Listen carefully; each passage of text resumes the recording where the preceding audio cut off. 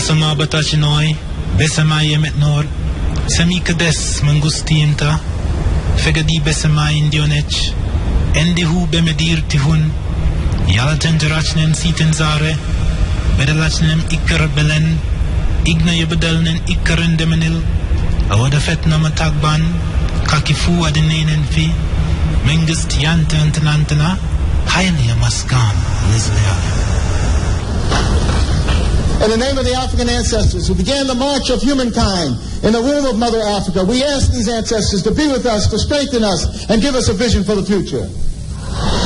In the name of the African ancestors who began the march of humankind in the womb of Mother Africa and marched down the Nile, laying the foundations for human civilization and culture, we ask these Africans to be with us, to strengthen us, and give us a vision for the future. In the name of these African ancestors who built their pyramids and their temples to their God concepts, to their principles, and to their moral values, who left us a legacy of architectural and monumental building unparalleled in the history of the world, we ask these ancestors who built the pyramids, who built the temples, to be with us, to strengthen us, and give us a vision for the future. We ask these African ancestors who took this African culture and extended it throughout Africa, building the stone cities of Zimbabwe, building the empires of the Sudan, Ghana, Mali, and Songhai, building the Swahili city-states along the east coast of Africa, and in Christian Africa asking King Lalibela and giving him the courage to build the 12 churches of Lalibela from the ground down, monuments to the world. We ask these Africans who spread this culture to the Dogo and to the Akan and to the Yoruba and to the Bankongo and to the Zulu. We ask these Africans to be with us, to strengthen us, and give us a vision for the future. In the name of the Africans who opened up Africa, opened up the Nile Valley to other cultures and other peoples, and they came in and nurtured themselves on the African greatness. First coming in early with the ancient Hebrews, and they synthesized this culture and produced Judaism. Later coming in were the Christians, and they synthesized this culture and produced Christianity. Coming in were also the Greeks, who took the African culture, synthesized it, and produced Greek civilization.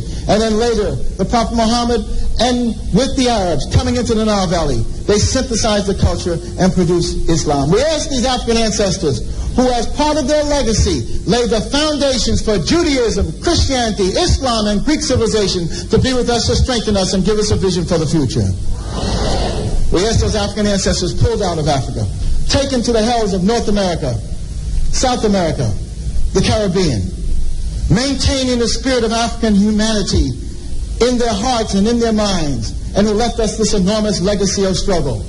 We ask those Africans who resisted enslavement in the villages of Africa, who resisted enslavement in the shores of Africa, who resisted enslavement in those forts and dungeons, who resisted enslavement in the holds of those ships, who resisted enslavement when they arrived on these shores in the New World. We ask these Africans who ran into the highlands of northeast Brazil and established for 100 years the first free republic in the Americas, the Republic of Palmares, and their last great leader, Zumbi, whose spirit and sacrifice. We asked these Africans who replicated the Brazilian experience and went into the highlands of Jamaica and became the maroon-free communities. We asked these Africans who went into the backwoods of the Guyanas and Suriname and created free republic of the Suramaka and the Ajuka. We asked these Africans who went into the backwoods of Georgia and the swamps of Florida and moved with the Seminole Indians and resisted oppression. We ask these Africans who left us a legacy of struggle and resistance, the likes of which no one in the world has, to be with us, to strengthen us, and give us a vision for the future. We ask these Africans who created and laid for us a foundation of struggle and resistance that was passed on generation after generation, that was passed on to Harriet Tubman, who fought her way out of enslavement and became a symbol of freedom for all of us. Similarly, Frederick Douglass and hundreds of thousands of others fought their way out of enslavement. We asked those Africans who went with Boukman, Dessalines, to create the greatest revolutionary experience in the history of the world, the Haitian Revolution, leaving us a legacy, the likes of which no one else has had. We ask these Africans to be with us, to strengthen us, and give us a vision for the future. Informative. Change. The time is now and the place is here. Andrea Williams on IRE FM.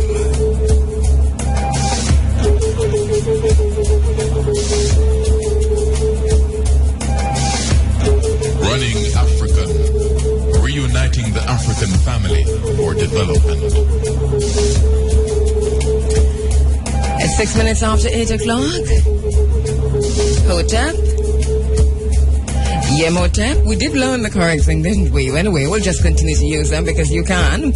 Interchangeably. My name is Kabu Ma'at Keru. You're inside of the Africa Forum. It's Running Africa, and my producer this morning is Joy Morgan. We go through until 10 o'clock. That's when the Big A comes in with the Sunday Sunshine. Reuniting the African family for development. That's a vision, the vision of this program. Our mission, creating an African-centered agenda for change, being part of the change that we want to see, bearing witness, demanding change, understanding what it means to bear witness.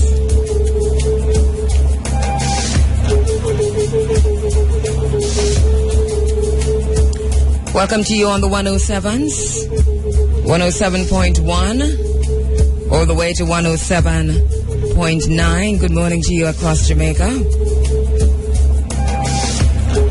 Very pleasant morning to you in the African diaspora and the rest of the world on IRIFM.net, on your Android apps, on your BlackBerry app, on your mobile apps. Thank you very much for joining us inside of the Africa Forum, Running African.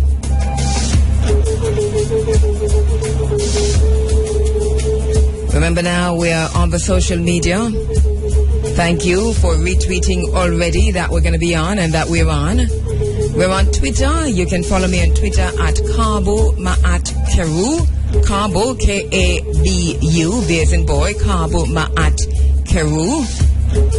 M-A-A-T, Ma'at Keru, K-K-H-E-R-U. Kabu Ma'at Keru. Thank you very much. We're on Facebook at Kabu Ma'at Keru Williams. Kabu Ma'at Keru Williams. As you know, and as you might not know, I have I'm reclaiming my African self. And part of that is a name change. So I've changed my name from Andrea Williams to Kabu Ma'at Keru. And I've done that by deed poll. So thank you very much, Mr. Bert Samuels, once again.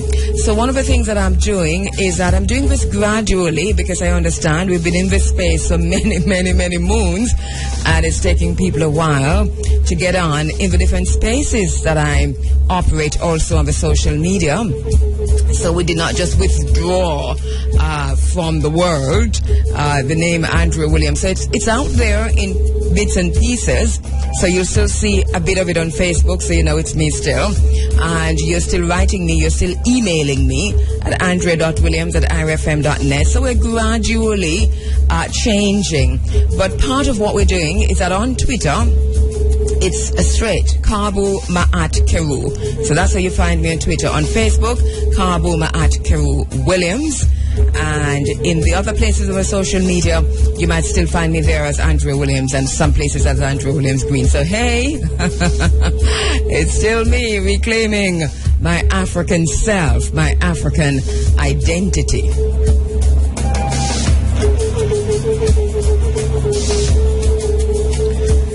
We talked about the vision and the mission, blazing new paths towards Africa's rendezvous with history.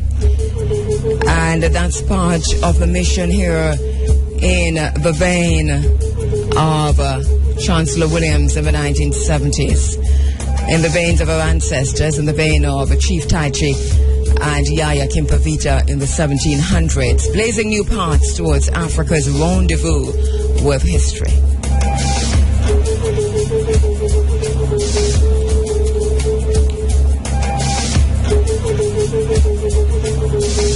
Thank you for joining us. Thank you for tuning in as usual. It's May and May's Child Month. The theme this year for Child Month is Parents Take Responsibility, Break the Cycle. I suppose now they want us to ask what cycle. So the parents should now ask what cycle. Why didn't you just say? I mean, that could be said in so many different ways. You know. All right, so it's Child Month, May's Child Month. And the theme for this year, parents take responsibility, break the cycle. Quite a few Chalmon features you'll be hearing across IRA FM, but on our Sex Wise program on Tuesday nights, we'll be looking specifically in one of our topics. We're talking a lot about parenting as usual, and then one of the things we'll be asking, one of the questions we're posing this year, we posed it last year, and we think that we need to pose it again this year because we still in Jamaica are talking about the culture of silence. In Jamaica, we talk about the culture of silence regarding child abuse, child molestation. You know, I ask, is it a culture of silence or is it a culture of acceptance? And I think if we begin to look at it as a culture of acceptance in many, many different areas across Jamaica, then our the remedies, the methods that we develop to address these issues might just be different, because if we think it's silence, then obviously we're going to try and get people to talk. But if it is that a lot of Jamaicans do not see anything wrong with a big man sleeping with a young girl, with a teenager sleeping with a big man at the workplace, have like a teenager come check him and it's cool. A lot of that is happening, you know. So we have to look at it at all different levels, and then we have to ask ourselves, is it a culture of acceptance or is it a culture of silence? And I put it to you that it's a culture of acceptance. Here in Jamaica, many Jamaicans, many Jamaicans, more than we probably think, do not see anything wrong with a big man and a young girl. Not really. Especially men. So let us talk about that.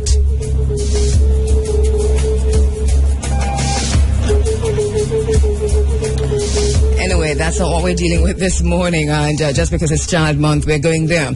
All right, so we're going to be focusing on a few things this morning inside of this program. As you know, radical media is what we practice here, radical journalism. Mumia Abu Jamal, who just celebrated a birthday, 60th actually, his 60th birthday on April 24. He talks about his brand of journalism, because remember, Mumia Abu Jamal was a celebrated journalist before they framed him and put him in prison for the murder of a police officer. And if you read the story of Mumia Abu Jamal, you'll understand how Jim Crow laws were at work, and in Mumia's in the framing of our brother and fellow radical revolutionary journalist. He talks about the brand of journalism he practices, and he says, I practice a radical black revolutionary journalism. And that was in your face, because when everybody else was writing about the move, remember the move? That move with Africa and so on. Remember Ramona Africa and the others? Remember that when he was writing about that, he wasn't writing about that movement as if his black brothers and sisters who were reclaiming their African identity as if they were criminals. He was asking questions about why and how come and who, you know, and it's out of that he was from the age of a teenager, you know, 13, 14, he was under the microscope of the Jim Crow police system there. So one of the things that he talks about is the radical media, the radical journalism that he practices, radical revolutionary journalism. We must not be afraid to talk about radical media. We must not be afraid to talk about radical journalism.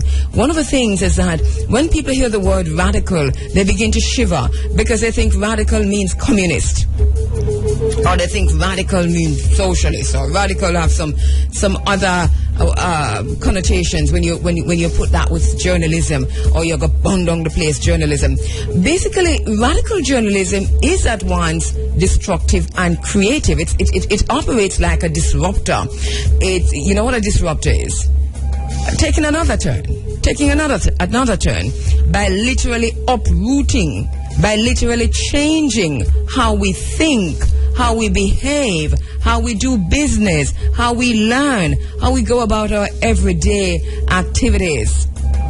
So in essence, radical media, the aim of that is to displace to displace any kind of existing ideology that would seek to oppress the African, replacing that destructive and replacing that oppressive ideology with an African-centered philosophy and reality. So that's basically what, for me, radical media is, because there are a lot of radical journalists who radical media and radical journalism in terms of the disruption, what it means for them, because it is, as I said before, it's a disruptor. It is at once destructive and creative. So it's not just tearing down and burning down. It is understanding that to change for the better, to make life better for us as Africans, that for us to have a full freedom, liberation, full free, that there needs to be a complete change, a displacement of any kinds of existing Eurocentric ideology, but that we have to replace that ideology with an African-centered philosophy, with a social theory, and as Bobby Wright tells us, an African-centered social theory, an African-centered ideology, and an African-centered reality. So we're creating content in radical media and experiences which challenge the status quo. So that's basically what it is when we talk about being radical media. We understand that Black Power is part of that in terms of, in our bid and to change to displace the Eurocentric ideology, that we must talk about Black Power. We must talk about Black African unity, because we understand that Black Power can only be materialized through African unity. National pride is important. We talk a lot about national pride. That is important. But national pride must not be at the expense of a Pan-Africanist vision of a united Africa, or united Africans wherever we are. So we say Sankofa. Sankofa meaning to return to the source. At the Pan-African Conference at UWI the other day, where I was very happy to hear our brother from Nigeria talking about looking back and going forward, and the extent to which they are one and the same. To look back is to go forward. To go forward is to look back for African people, and we do not need to separate them. So we say Sankofa, Sankoti, and that really is to return to the source. When you return to the source, you just don't go there and grab anything from out of the source and come back with it, or come forward with it. We don't do that, because not everything African, or not all of the cultural practices and traditions of Africa are stuff that we're supposed to be doing in this time. So when we Sankofa, when we return to the source, we must think about Sankote, and that is to return to the source, to listen, to learn, and to hear, and to come back with that which is beneficial to our community. Sankowe. We can talk about that some more, but hey. All right, so radical media resisting, understanding that to be African-centered is to resist the disembodiment and the dismemberment of the African diaspora. Many, many ways to do that. All right, you're inside of the Africa Forum, and I need to tell you what's coming up inside of the program, even while we mull over what it means to be an African. What does it mean to be an African for you? What does it mean to be an African? What does it mean for you to be an African? A luta continua e vittoria è certa. The struggle continues, but victory is certain. Coming up on the program this morning, we're going to be talking about a few things. We're very concerned, very concerned that 176, and the number, is fluid, because we understand it's growing. In Nigeria, 176 is a figure we have right now. Young girls kidnapped from a school in Nigeria. 100, almost 200 young girls. No, is it? Yeah, almost 200, because we heard 200 first, and we heard that some escaped. But let us go back to 200, even though we heard that some managed to escape, because the figure we have now is 176. But 200 young girls kidnapped from their school in Nigeria, kidnapped from their dorms in the middle of the night, April 14, and forced, we understand that they are now being forced to marry their abductors, and that of course is human trafficking, that is sex trafficking, and we have to take the word marry and marriage out of how we look at this information that we're getting. Local human rights groups in Nigeria say that this is the information they're getting, that the young girls are being forced into sex slavery and are being forced into some sham marriages with terrorists, and we can use that word now because of exactly what we know that these African these men are doing. We understand that they might have been kidnapped by Boko Haram. I don't think anybody's questioning whether or not they're being kidnapped by the terrorist group. Yes, we can say that now because of what they've done, Boko Haram in Nigeria. And a lot of people have been tweeting and talking about the extent to which we are glued to our television screens and the extent to which the media has engaged the world, the global public, in searching for the Malaysian Airlines, and that is good. And in reporting on the Hong Kong boat trip where those students drowned, and that is also good because we must report on those things. But 2 weeks after the vicious and violent kidnapping of our daughters, of our sisters in Nigeria, we have heard hardly anything in the local news, hardly anything in the regional news, and just a minuscule piecemeal coverage in the international news. Now, we must begin to ask ourselves some questions about this. Why? What is the value? What is the value of a black life? How many of us know the name of Madeleine McGann? How many of us know the names of the 3 girls who were held hostage in a home in Florida, was it the other day, in the U.S. the other day? How many of us know them, can recognize their faces? How many of us know the young white girl who was kidnapped and held? How many of us know the young white girl who was kidnapped and held underground in Switzerland or Europe, or whether it's in America? How many of us know the name of Elizabeth Smart? Why do you think we know those names? What is the value of a black life? What is the value of a black life? 200 girls, our daughters, kidnapped, held for over 2 weeks, and we, the media, have turned a divergent gaze away from this issue. This is a sad situation. I call upon the mothers, the fathers. The people are marching, in Nigeria they marched, that got just a little bit of coverage. In the US they marched. If you're not glued to your TV 24/7, you would miss it because it comes once or twice and then that is it. And there is a social media campaign in which, if you're on your social media right now, whether it is Facebook, Twitter, Tumblr, Pinterest, wherever you are, the hashtag is hashtag bring back our daughters, or hashtag bring back our girls. And if you don't want to put the hashtag, just bring back our daughters, bring back our girls. 200 Nigerian girls. Initially the number we got was 234. We understand that they are sold to fighters. A local human rights group in Nigeria has said that these young girls are being sold to fighters for the equivalent of $12 US. We understand that there have been mass weddings coming from the people in the villages where they have seen some of these young girls, so that there have been mass weddings. We understand that some of them have been taken across the border to Cameroon and to Chad, and they're being sold into sex slavery.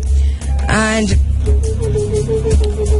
we don't know what's happening. So one of the things that we're going to do this morning is to talk to Nigeria's High Commissioner to Jamaica, Ambassador Olatokunbo Kamson. Ambassador Kamson, the Nigerian High Commissioner to Jamaica will join me on the phone lines this morning at around 7 o'clock to talk a little bit about what's happening there, help us to understand what's happening there. At the same time, here at IRFM, one of the things that we're doing, depending on how this pans out, because we expect that very soon the girls will be brought back.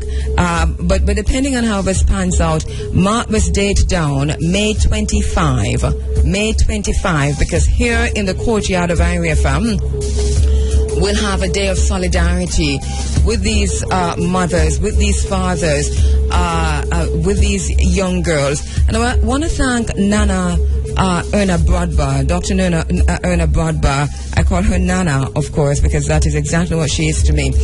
So Nana Erna Brodbar, I want to thank her very much for talking this through with me as to how we can bring this to the public's attention, and not just to bring it to their attention, but also to make these young girls visible. Too many Africans are invisible because we lack the power. You see, the African community, wherever we are, seem to be powerless, and this is a very serious situation in our case. Take Israel, for example. Take what's happening in Israel. Do you know, for example, that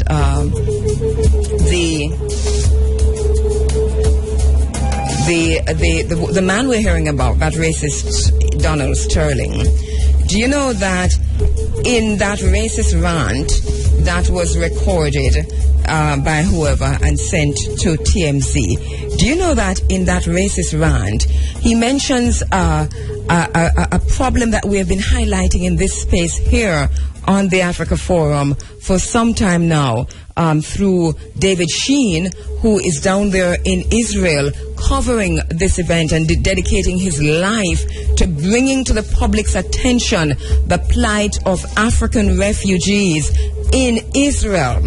And David Sheen, and we're going to come back to this later on in the program, his comments in the rant, people are talking about how he talks about Magic Johnson, how he talks about he don't want black people at his game. Do you know that there's a line, if you listen closely, in that comment where he says, you go to Israel, the blacks are just treated like dogs. Listen again to that. He said that. He said, you go to Israel, the blacks are just treated like dogs. This has not made the mainstream news. The only place that has reported this, the only media outside of IRFM now, is the Huffington Post, and that was in a blog written by friend to the program, David Sheen.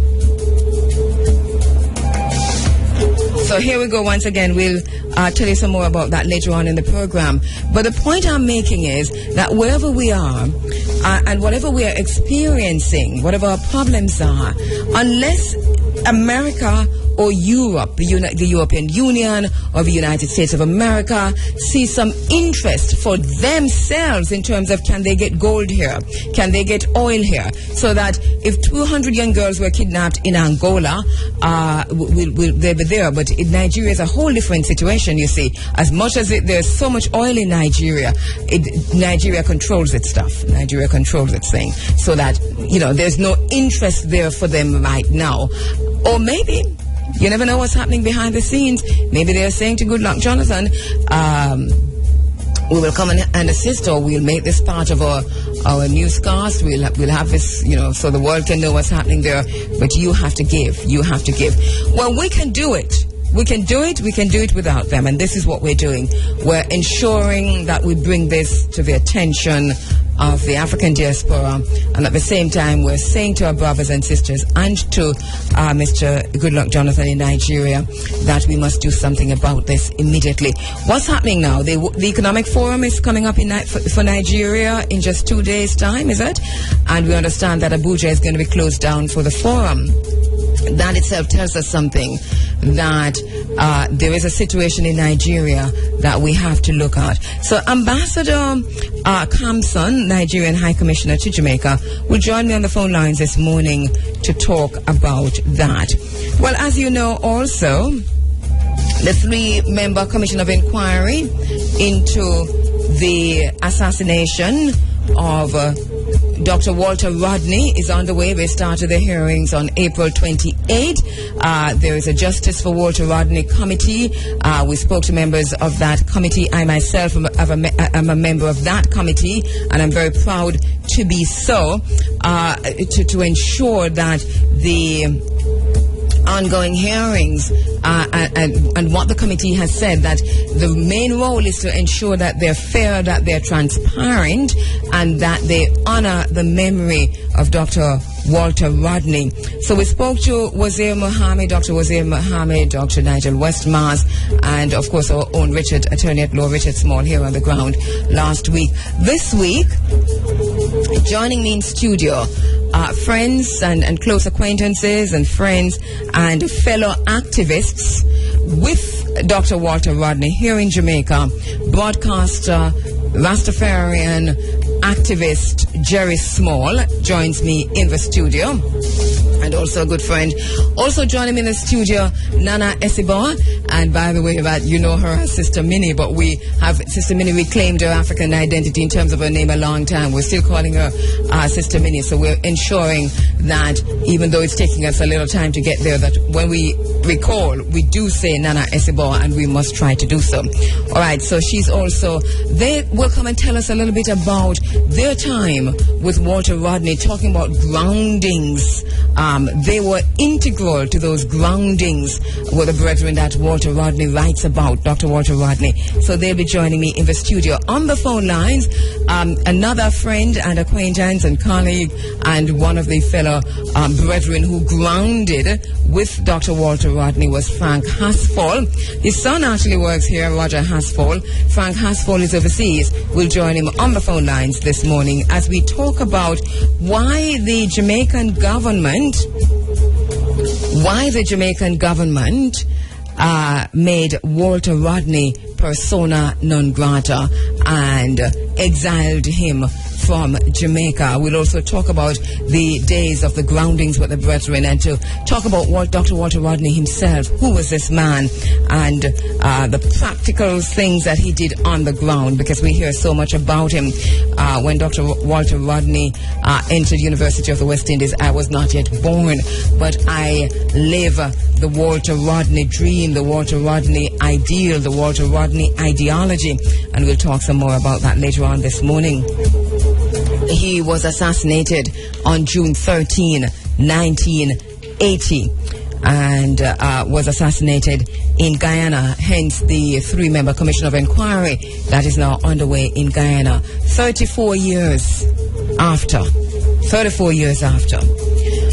Sister Ita, who a Pan-African wife and a mother, she has, as you know, her husband Aya has transcended, and this happened on April 19.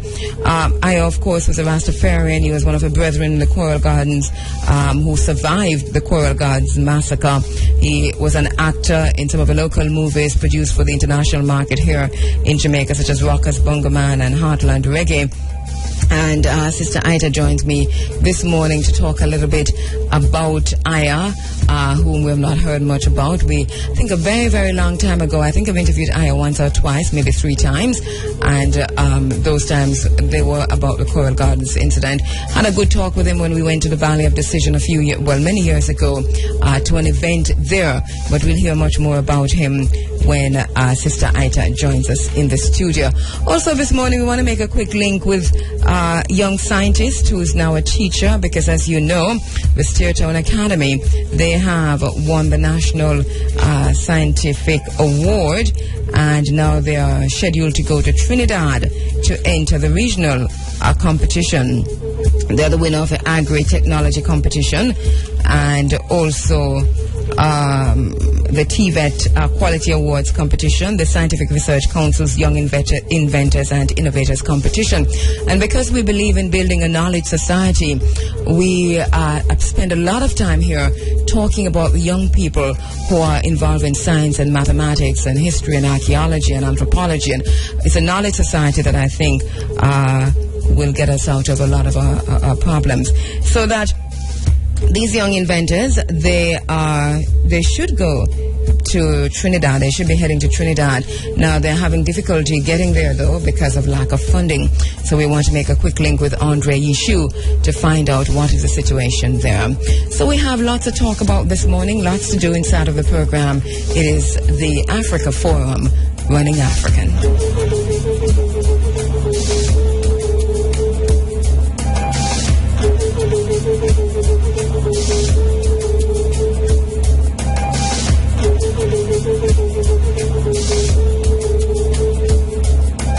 Let us carry on our tradition to freedom.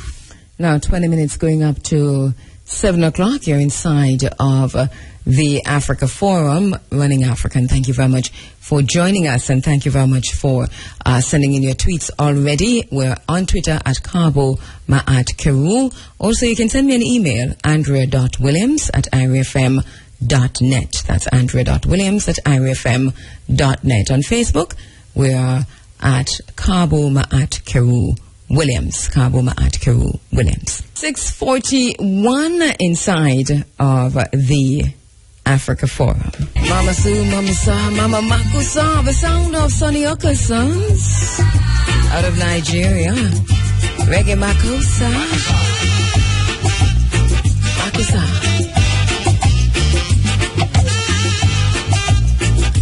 Right, Crazy Jump on Twitter says, there's no justice for the black nation. White man die or get kidnapped. The world know about it, but no one knows about these girls. Good morning to you, Winsome Chambers on Twitter. To you, Kofi Jelani Adisa. Good morning to you, Sunset on the Horizon. Good morning to you, Aldis Hunker. I know that you're tweeting. Good morning to you, Trendy Tweet and everything Jamaican. Good morning to you, Gideon Charles. Good morning to you, Itzas.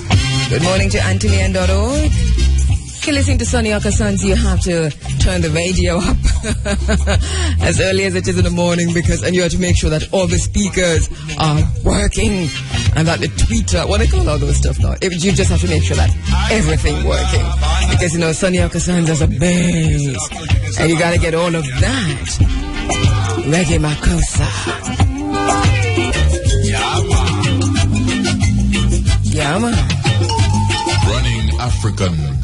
Reuniting the African family for development.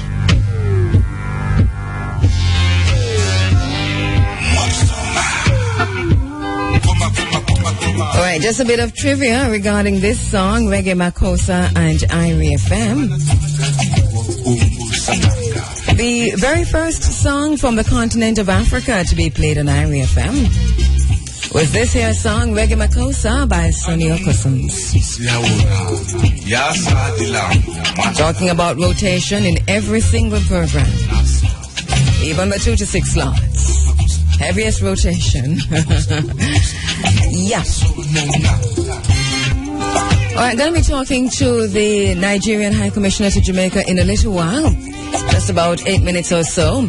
But we're also going to be dealing with the Walter Rodney Commission of Inquiry. Talking a little bit about that, but talking about why the Jamaican government made Walter Rodney, Dr. Walter Rodney, a persona non grata. While listening to Sonny Oka Sons, let me tell you a little bit about Walter Rodney, Dr. Walter Rodney.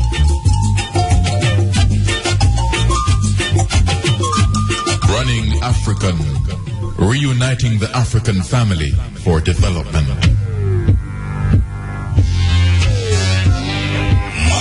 All right, just to backtrack a little, the Walter Rodney Commission of Inquiry, it is made up of Sir Richard Cheltenham, and he's a chairman. Of course, we all know Jacqueline Samuels Brown. She is a QC here in Jamaica. And Mr. Sinath Jairam. They are convening the public hearings. And the public hearings, they started on the 28th, happened on the 29th and the 30th of April, and also on the 2nd of May. If you're on Facebook, you can find out all what's happening, because Wazir Mohammed is doing a pretty good job, a very, very good job of updating all of us on the findings. Also, it is streamed live, and the information is also there on Facebook. And the Facebook page is the Justice for Walter Rodney Facebook page. So it's Justice for Walter Rodney. You tap that down and it takes you to the group. So the hearings are being held at the Supreme Court Library Building, Victoria Law Courts, Avenue of the Republic and Charlotte Street in Georgetown, Demerara. Also, remember, you can write to the Walter Rodney Commission of Inquiry with your own questions and so on, and you can do this at, or I'll give you the email in a little while. We don't want to give you the wrong thing, so let me find it. All right, the purpose of the hearings for the Commission to receive testimony and evidence from interested parties to enable it to examine the facts and circumstances immediately prior, at the time of, and subsequent to the death of Dr. Walter Rodney, in order to determine, as far as possible, who or what was responsible for the explosion resulting in the assassination of Dr. Walter Rodney. It also is to inquire into the cause of the explosion in which Dr. Walter Rodney died, whether it was an act of terrorism, and if so, who were the perpetrators. The Commission of Inquiry is also examining the role, if any, which relate Gregory Smith, Sergeant of the Guyana Defence Force, played in the death of Dr. Walter Rodney, and if so, to inquire who may have counselled, procured, aided and or abetted him to do so, including facilitating his departure from Guyana after Dr. Walter Rodney was assassinated. It will also examine the report on the actions and activities of a state, such as the Guyana Police Force, the Guyana National Service, the Guyana People's Militia, and those who were in command and superintendents of these agencies, to determine whether they were tasked with surveillance of and the carrying out of actions, and whether they did execute those tasks and carry out those actions against the political opposition for the period January 1, 1978 to December 31, 1980. It will also examine, review and report on earlier investigations and inquiries done on and into the death of Dr. Walter Rodney. So for those who wish to email, and please, one of the reasons why we need to email the Commission, we need to ensure that we write letters to the newspapers, we need to call into the radio stations. Wherever we are, we need to be active on social media. By the way, just go right ahead and type right now in Twitter, on Facebook, hashtag Justice for Walter Rodney. Hashtag Justice for Walter Rodney. Please go ahead and tweet that. Now we're trying to ensure that we are part of this process, understanding what it means to bear witness, understanding that once we have borne witness, we have a responsibility, and that responsibility is to ensure, in Walter Rodney's case, that he gets a fair, a transparent, and that inquiry, and that his memory is honored. And that, of course, we get to the truth. Walter Rodney says, an overall view of ancient African civilization and ancient African cultures is required to expunge the myths about the African past, which linger in the mind of black people everywhere. This is a main revolutionary function of African history in our hemisphere, he says. Words of Walter Rodney, let me read that again. An overall view of ancient African civilization and ancient African cultures is required to expunge the myths about the African past, which linger in the mind of black people everywhere. This is a main revolutionary function of African history in our hemisphere. Words of Walter Rodney. Quick break, we'll be right back. Now 7 o'clock. We're standing by now to speak with Nigeria's High Commissioner to Jamaica, Ambassador Olatokunbo Kamson.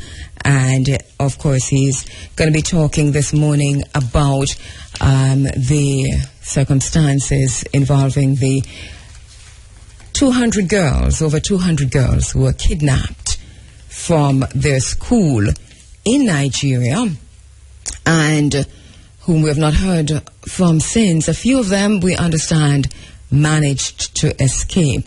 But if this had happened anywhere else in the world, it would be the biggest story. so many still have not heard that this is happening. Ambassador Kamson joins me on the phone lines. Good morning, Ambassador. Thank you very much for joining us inside of the Africa Forum this morning. Good morning. All right, I'm happy that you could do so. Let us quickly look at this, Ambassador, because a tragic situation unfolding in Nigeria. So many different sources of information, all different kinds of information. So can you tell us what has happened, as much as you know, in terms of the abduction, the kidnapping of these young girls, our daughters, our sisters, from their school in Nigeria, in Chibok? Well, the information is still very, very hazy, because we also get information, we get report today, and the government has not actually come out with a specific report on the abduction, but it's all part of the terrorism that the government is trying to fight, grapple with, the challenges that the government is trying to grapple with. As you are maybe aware, you know, before that time there was a bomb blast in Abuja, in Yaya Marama, that killed about 79 people officially. And just immediately after that, it was followed by the abduction of the schoolgirls. But the information to us in the mission, to the extent whether they were free, is still very, very hazy. But it's all part of the terrorism that Nigeria is grappling with now. Right, and you, two things you've said there that I want to pick up on. One, you've said the government has not officially released any information on this. Am I understanding you right?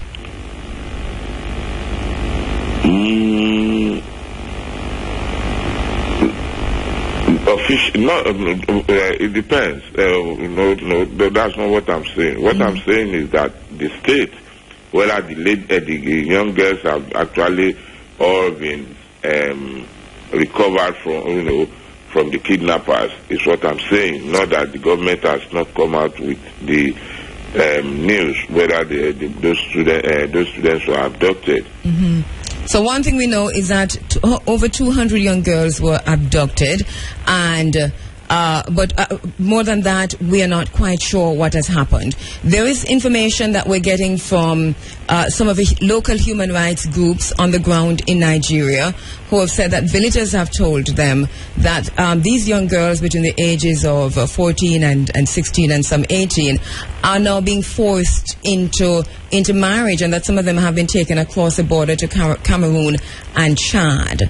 That's the information that I cannot confirm. Yes. That's what I'm saying. We all know that the young girls have been kidnapped, but whether they have been forced into marriage and taken across to Chad, I don't have such information. That's what I'm saying. Yes. When such unfortunate incident happens, there are bound to be various interpretations, various insinuations here and there. But for me, for my mission, I don't have confirmed information as regards to what they are being asked, what they are being forced to do. Yes, that's what I'm saying. Do you know one thing you know, and tell me if I'm wrong, is that as of this morning, they are not in their homes with their parents, and they are not in Chibok. Yes, some of them have been recovered, not all of them. Yeah, I had a few of them. Not all of them. Right, so we understand that about 50 of them escaped out of right, and that the figure probably now stands at about 276. The last I was seeing. Which figure? In terms of those who are still missing. Well, it's an ongoing, it's dynamic, so I cannot give you an absolute figure as I'm talking to you. But I know that some of them have been seen, recovered and from the kidnappers, but it is still so some of them a lot of them are still missing. But the absolute figure, I don't have it as I'm talking to you. Yes. It keeps on unfolding. Yes. Ambassador, why do you think that the global media, for the most part, has turned a divergent gaze away from this situation unfolding in Nigeria? Why do I think what? That the global media has not necessarily covered this in the way that they've covered other events. This for me is, I can't say similar events because I know of nothing like this, but just other events of this magnitude. The Malaysian Airlines, for example, the Hong Kong boat. Why do you think that the global media has not covered this in that way? Well, to be honest with you, it baffles me also why because we have the CNN station in Nigeria, we have all the global media stations in Nigeria. That question that you just asked me, I'm also at a loss to find out why they have not given it extensive coverage that they have given in situations like the missing flight 370, Malaysian Airlines, and all other unfortunate happenings around the world. It baffles me, to be honest with you. And this is what the government is clamoring for. The government, because the situation of terrorism has been with us for maybe 2 years now, that the situation is heightened, and the government has actually solicited for the international support as we have given in other situations in other countries. But still, the government is yet to receive any international support. And that comes to the question, possibly because of the global media apathy to news coming from Nigeria, possibly that might be the reason. So I'm at a loss myself. Yes. Well, and let me just be very, very personal here. I studied journalism in the UK for the most part, and worked at some of the top media houses in the UK. And one of the things that I learned in journalism school, in university in the UK, is that a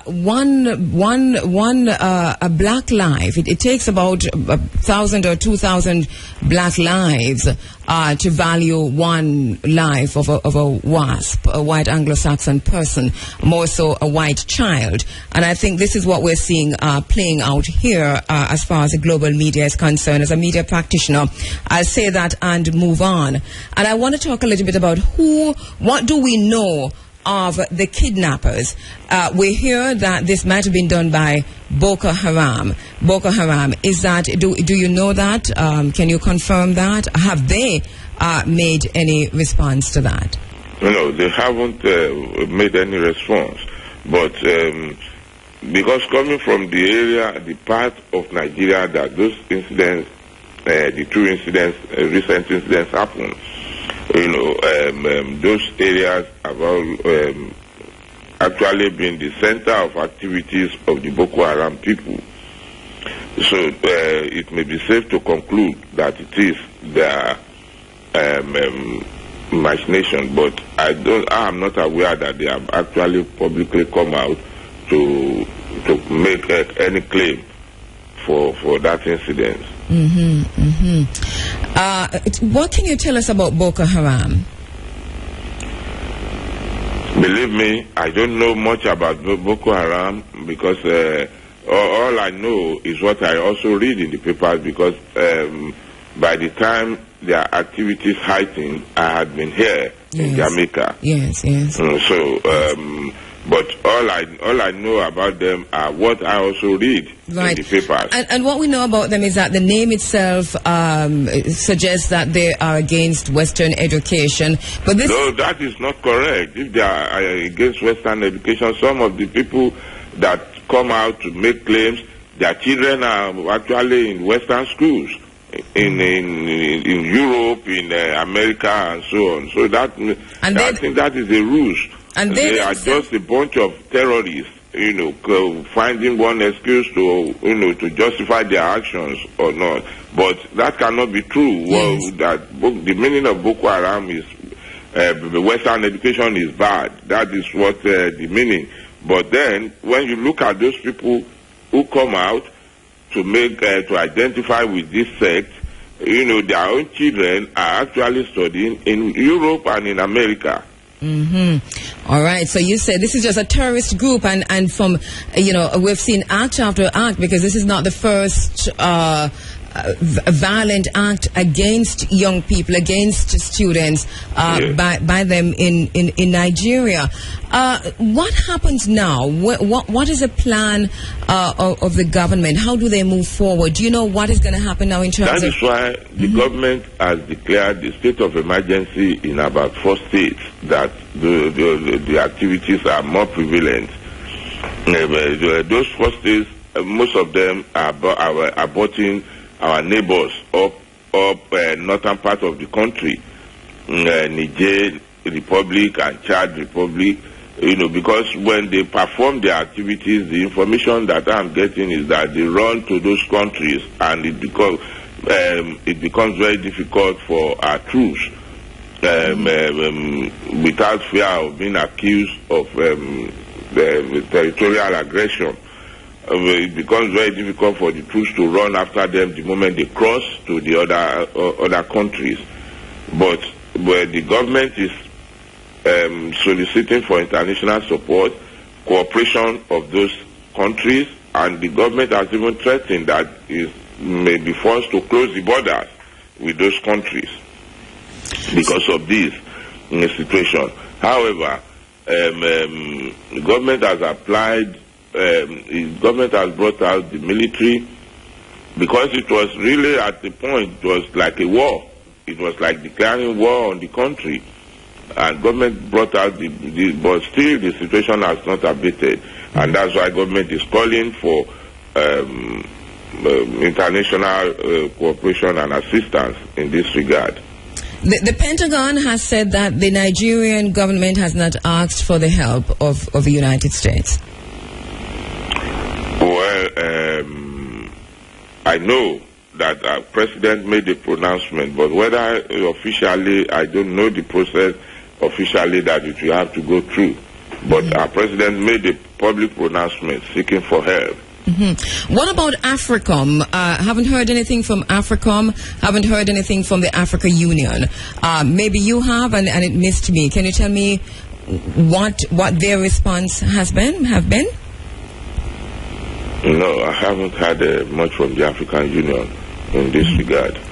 Is this a role for AFRICOM in terms of the assistance that might be needed?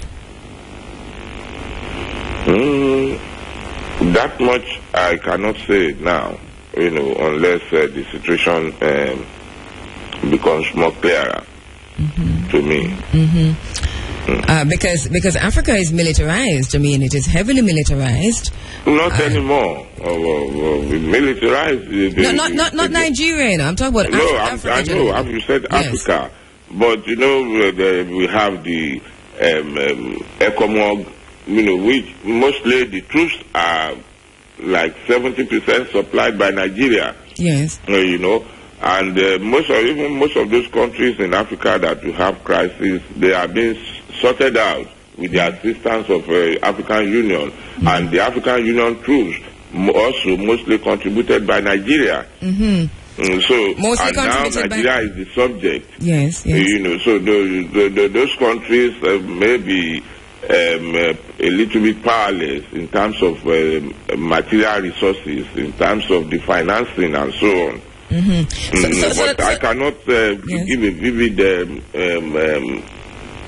report on that as at now, as I'm talking to you. All right. Well, we're watching to see, what the African Union does and says, and also to track the role of the African Union in terms of assisting with resources, military and otherwise. I understand the point you made, but I mean the other countries. I mean, you're talking about Ethiopia, heavily funded by the U.S. and very, very active in Eastern Africa and in other countries.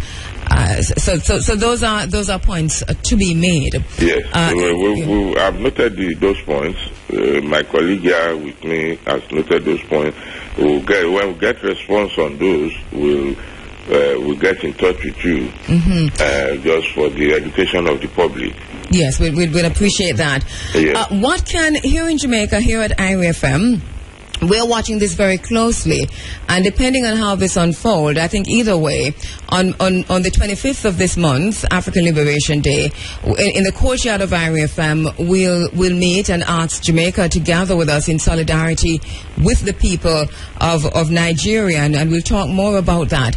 But what can be done in the interim for those who are hearing for the first time today? And Ambassador, let me just say this, I have been talking to so many people, friends and relatives and acquaintances, asking about this, and up to last night at 11 o'clock, the last call I made about this, the person I called, who is a teacher in a high school in Jamaica, had not heard about it until I told him last night at 11 o'clock. So let us look at this, and what can we do as a people now? What would you want us and have us do in relation to this situation that's very fluid, that's unfolding in Nigeria? Over 200 girls abducted by Boko Haram. Well, we appreciate your support, and I tell you, I had a Minister of Tourism and Culture who just departed Jamaica last week, who was in Jamaica for some other functions. Yes. And we paid a courtesy call on the Minister of Foreign Affairs and Foreign Trade.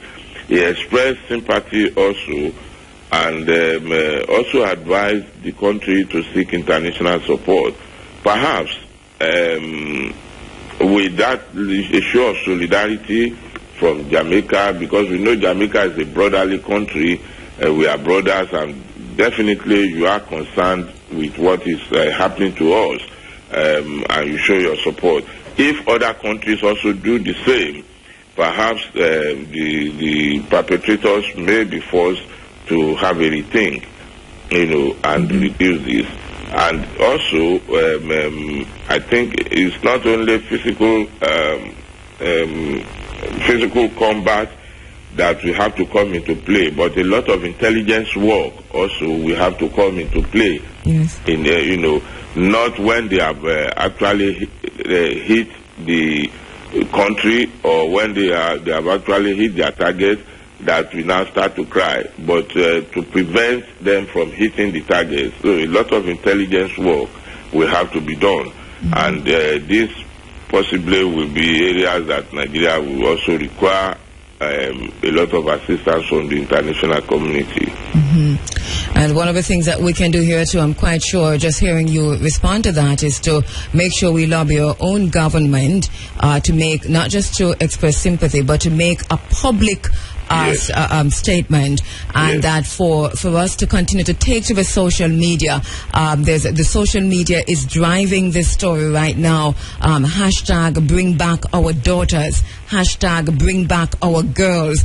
Type that into Twitter. Type it on your Facebook page. Write about it. Blog about it. Talk to your friends about it, and let them talk to their own governments about it. The media has turned a divergent gaze away from this one. It's our sisters, it's our daughters, and they are our black sisters, our black daughters who have been kidnapped by terrorists in Nigeria. We can't afford to be part of those who turn away from this. In the meantime, it seems to me, and I'm hearing this, Ambassador, and you can help us to understand, that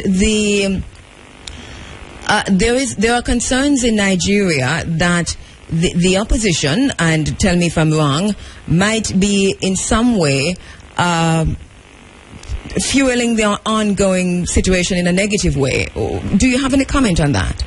Well, I told you that when such unfortunate incidents happen, there are bound to be a lot of interpretation, a lot of insinuations, coming from the media, coming from the public, coming from all sources. But for me, I don't have, because I'm not physically on the ground in Nigeria. I can only rely on what information coming from government. If I were there, then possibly the question you asked me would have been my own personal opinion.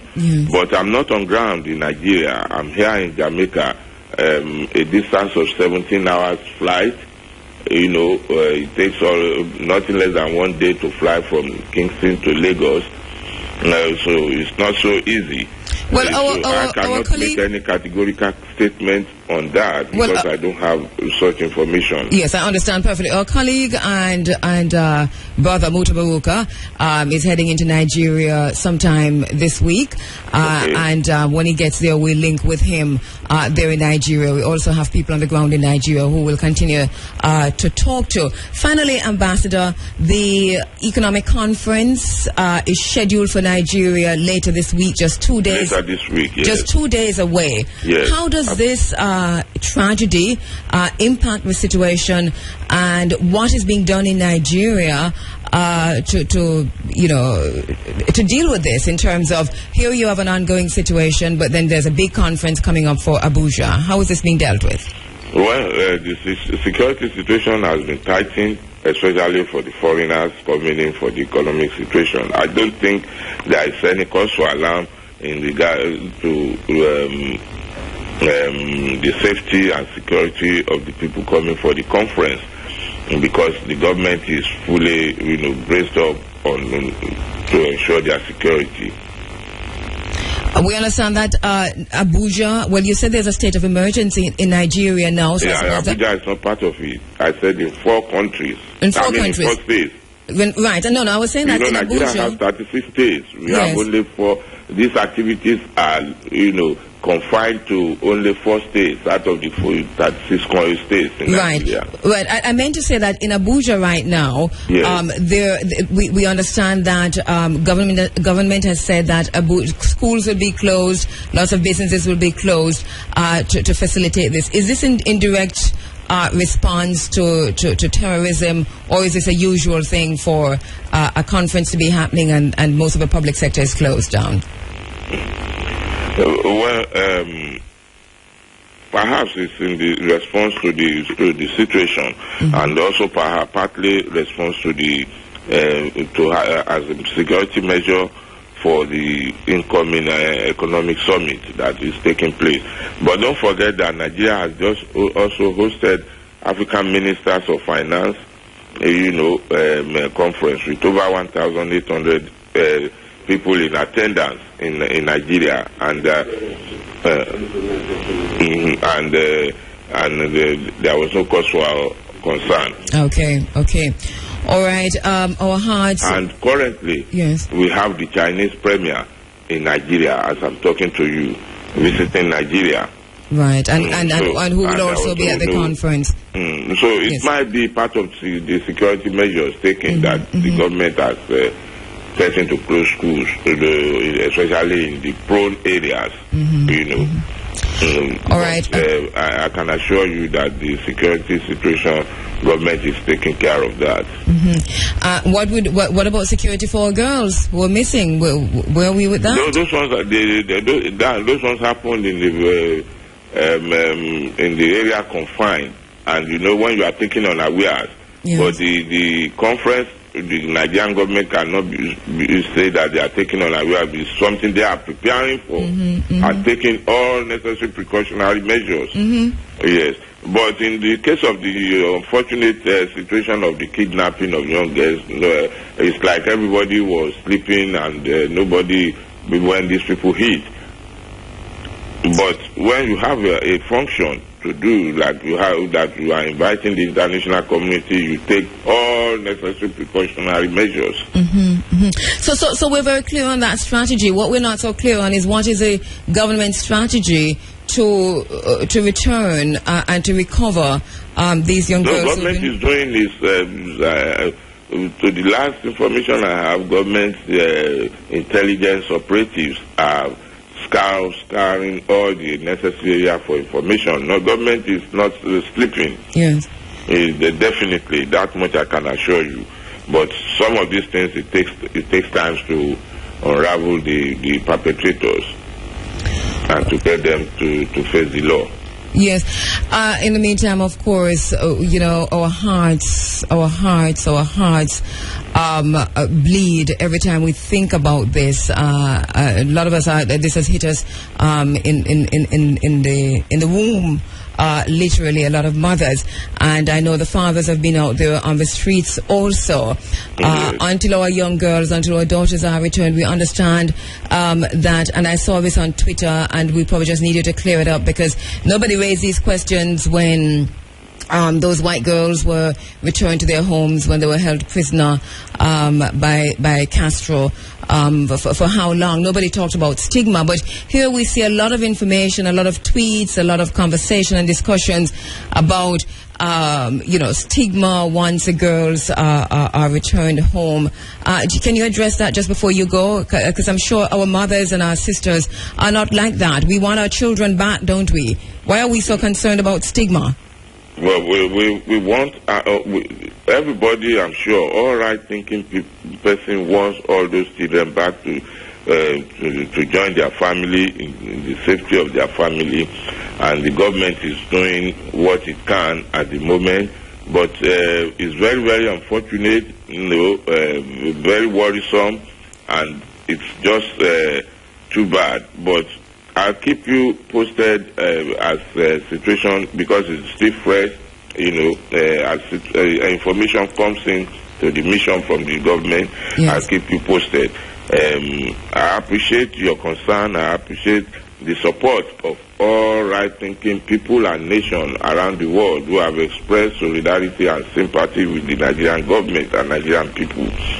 And but we need to do more than just rhetorics of sympathy, expressing sympathy. Yes. We need to put some of these things in concrete actions, as the entire world has rallied around in the case of happenings in the advanced countries, but they have left Nigeria, and Nigeria is an important part also of the world, and these people are human. So we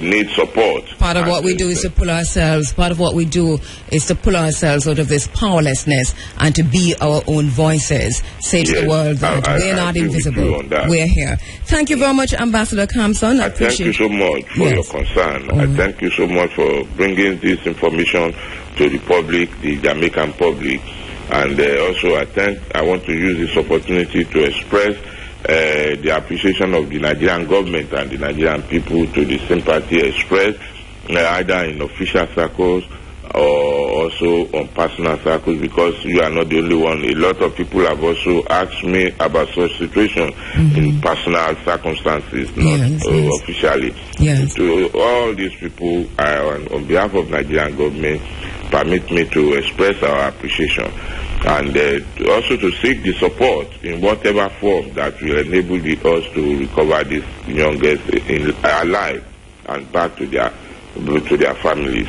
Thank you very much, Ambassador Campson. Thank you very much. Thank you so much. All right. Yeah.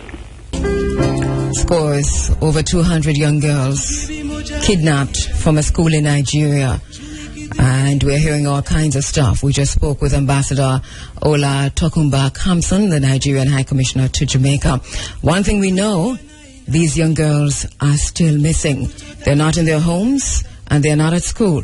And they have been kidnapped by terrorists. And that is what we know. Another thing we know is that there is a silence around this. And just a few voices have been raised to say, what about our children? What about our daughters? What about us? Thank you, Dr. Erna Broadbell, for helping to guide me in how to address this particular one. Thank you very much, Nana. Come May 25, Africa Liberation Day, here on the grounds of IRFM, in the courtyard of IRFM, depending on how this unfolds, we're asking you mothers and fathers and sisters and brothers, we want to broadcast this back live to Nigeria and to the rest of the world, to meet us here in the courtyard of IRFM from 6 a.m. to 10 a.m.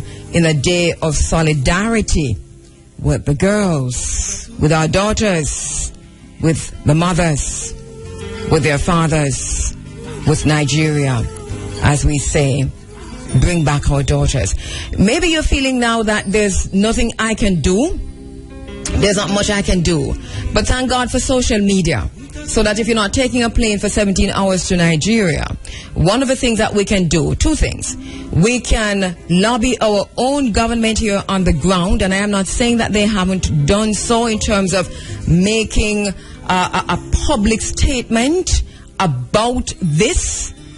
I am not saying that they haven't done so. I have not seen one, and I did not receive one.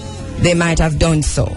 So lobby our government to make a public statement, because that works.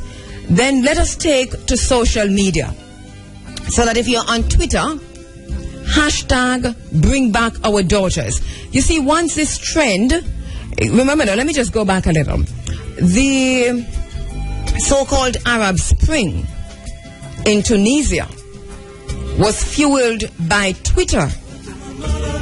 The gathering in Tahrir Square in Egypt, as somebody who goes back and forth from Egypt, I got that tweet from my journalist friends in Egypt, and the tweet was simple. It says, meet in Tahrir Square.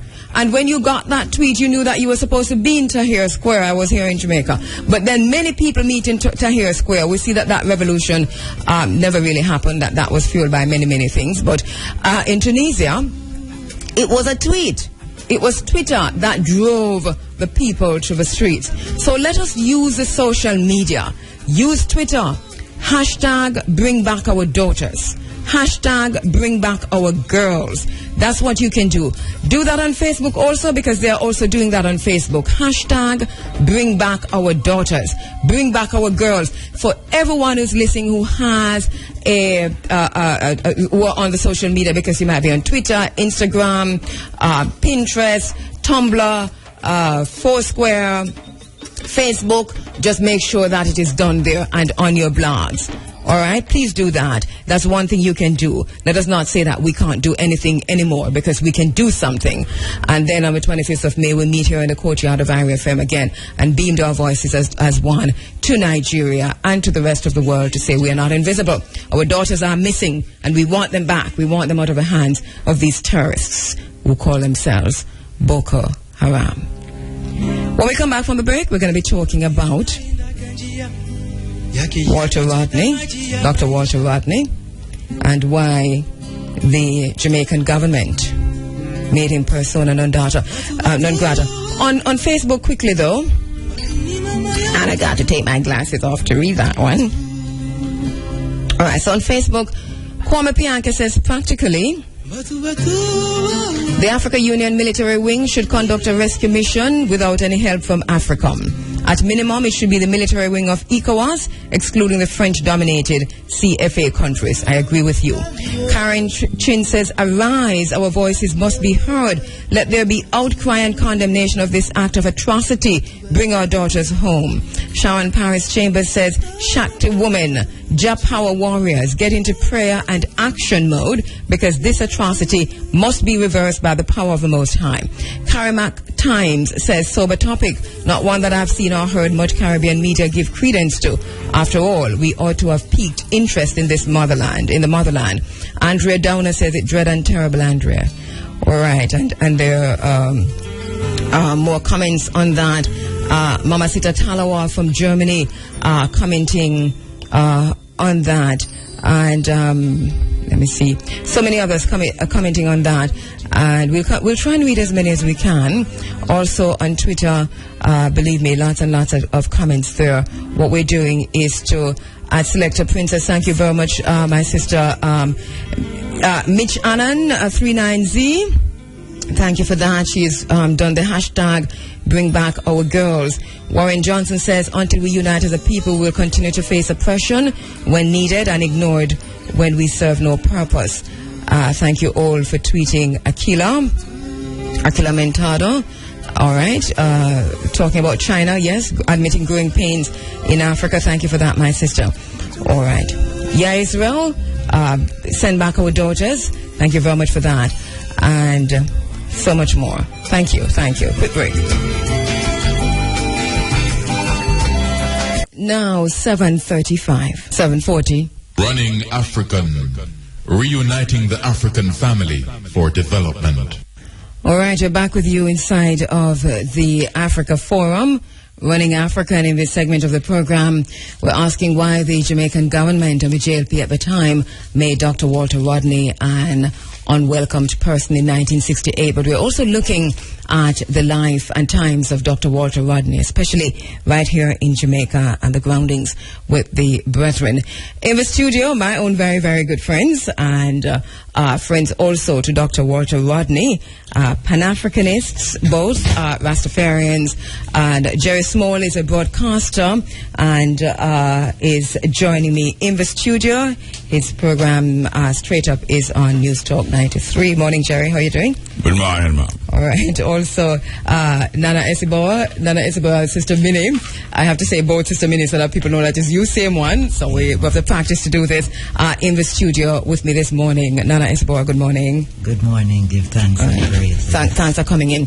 We're going to go to the phone lines shortly where friend, activist, Rastafarian elder and teacher, also friend of Dr. Walter Rodney, Frank Hasfall, will be joining us on the phone lines.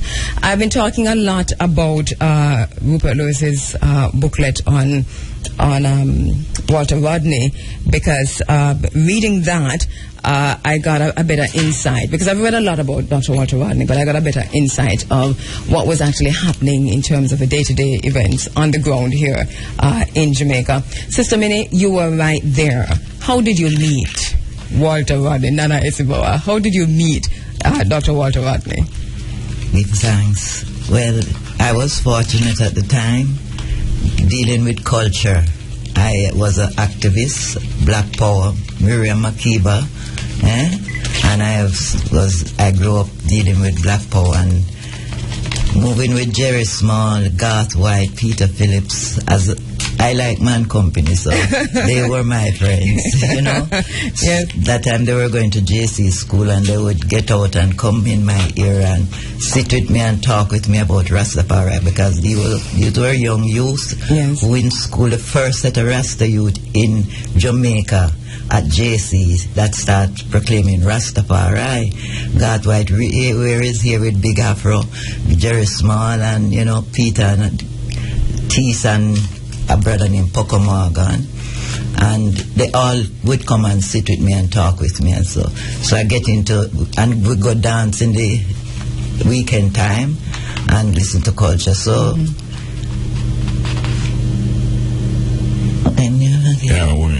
Frank. Somebody. Walter Rodney.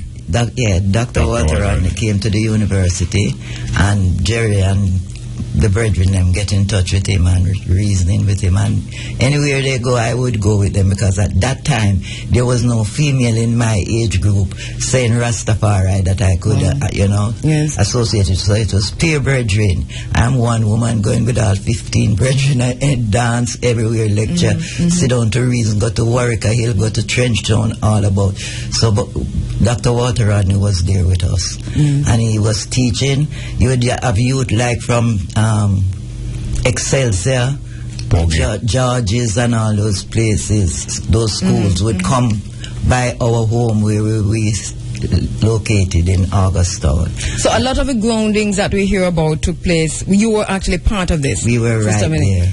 All right.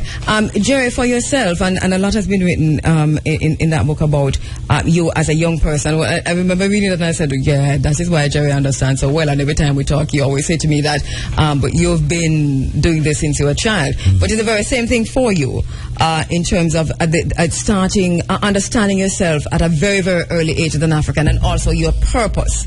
How did Dr. Walter Rodney fit into that? Well, fortunately for a lot of us, two things I want to tell you quickly.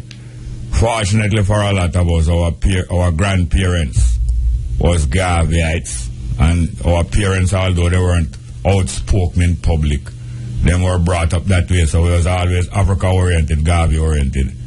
When I reach teenage now, I say, I need some leadership from someone who is living and present. Garvey is no longer around. And so I reach into the company of His Imperial Majesty Emperor Haile Selassie. Now at Jamaica College, when you go out to Cornwall College, if you beat Cornwall College, it's difficult for you to leave Montego Bay safe, because people will mash you down, because them love Cornwall down there. When you go to Sabina Park, if you beat KC, it's not so bad, but if you beat Georges, you have to be in trouble. You're in trouble. So standpipe was a garrison of Jamaica College. The people of standpipe used to guard Jamaica College from the 40s and the 50s. Down at Sabina Park will leave if you beat Georges. Now Georges not bad enough, but you have some Georges supporters, they will beat you. So anyway, those is two little things happen. So we're growing up as militant youth. And then now human rights here was coming about in 1968. The government of Jamaica, one of the first things them did after independence was to try to mash down Rasta in 1963. 8 months after independence, that was the first move against the human rights of the people in Jamaica. So we as teenagers, we decided in 1967 that since 1968 is going to be human rights here, we are going to organize to demonstrate that human rights must be respected in Jamaica. So we organized from 67 under the name African Youth Move, with a few sisters like Sister Minnie involved. Bonnie. Very few. Sister Bonnie, my girlfriend Sandra White, God White sister. With my wife. So in December 1967, Walter Rodney returned to university where he was a student. He returned now with a doctorate in African history and thing. And by January 1968, Peter Phillips and my friend Michael Morgan Poco told me that there's a young man come back here teaching African history and he would like to help us in the work that we are doing, because we was publishing a newspaper talking about Africa and our regaining of our rights. What newspaper was that? Black Man Speaks. Frank Hasfall was a printer. Yeah. And was a writer. And myself and God White and most of it was writers. So how old were you then, Jerry, when you were I was 19 years old and I leave Barclays Bank where I was working to help set up this newspaper here in 1967. Right. So we started to publish this paper, and Walter Rodney decided to come in and help us in information for the paper, because he was coming back from Africa where he was teaching in Tanzania, and he also was a part of the African Liberation Movement, trained and practiced even in the Liberation Front among some of the soldiers. And married somebody from New Jersey. And say that again, Sister Minnie? I think his wife come from... His wife was from Guyana. She was a nurse. Yes. She was working in Jamaica at the hospital, but very militant, helping the sisters and helping in the health and welfare, while raising our little son named Shaka, who was about 1.5 years old. Shaka.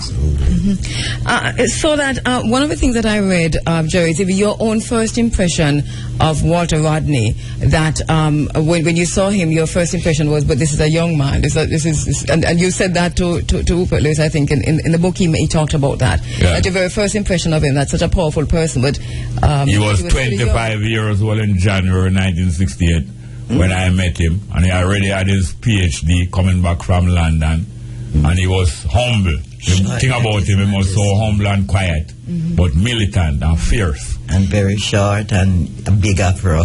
Yes, and Sister Minnie, Jerry mentioned the Black Man Speaks, that paper. You also were integrally involved in that, in terms of what?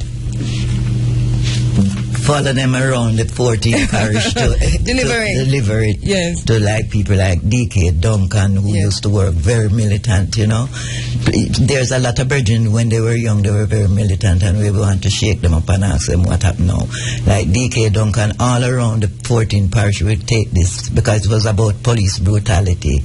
Yeah. You know, you would see pictures of men. That time police used to take electric wire and beat people. When you look at their back, it's like when they show you Jesus, when you know, with Jesus. So there was a lot of brutality. You'd see them scalp Rasta people at that time. So this paper were, you know, showing what year was that? Well, let me tell you something my sister Minnie don't remember what she used to do. She used to go around like some of the rest of us and collecting things to be published in the paper. Now Bob Marley and Rita Marley had left Kingston in disgust, because they used to support certain fundraising efforts towards African Rasta. And when them go up on the show and make money for the show, the money would disappear or not be used for the purpose for which the fundraising was advertised. So they left Kingston in disgust and they refused to go on certain fundraising show. And Sister Minnie was in contact with Sister Rita and go and get letters to the editor. We have our paper. We write articles, but we also have letters to the editor from the public, like we have people calling to talk show. Right. Well, Sister Minnie used to bring letters where Bob Marley himself write as a youth, and Sister Rita write poetry, letters, complaint, and explanation with them write.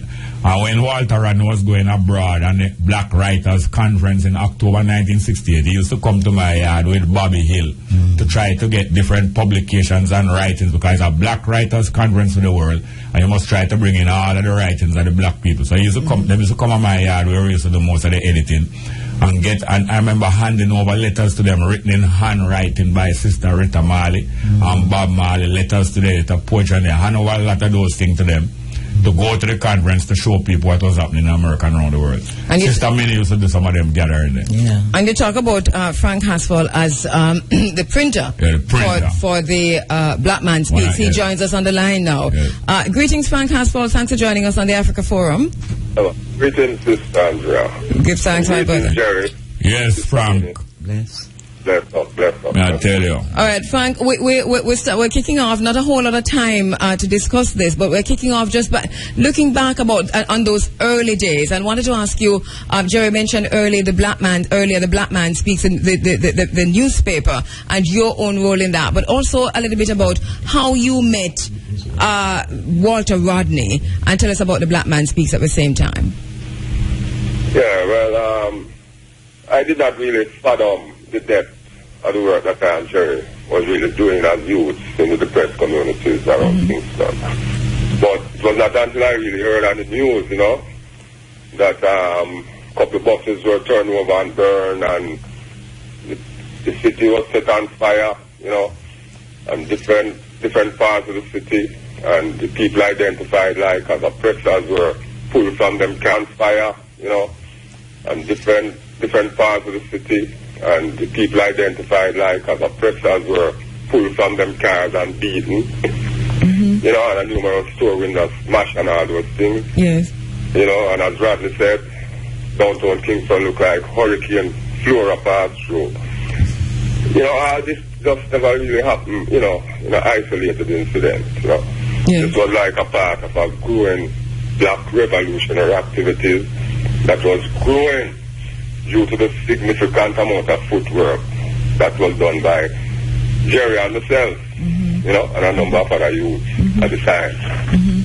So that was long before Rodney come on the scene, Yes. So what it was just what drove this this black revolutionary black power movement as far back as the 60s among young people like yourself, like Jerry, like Sister Minnie? What fueled that?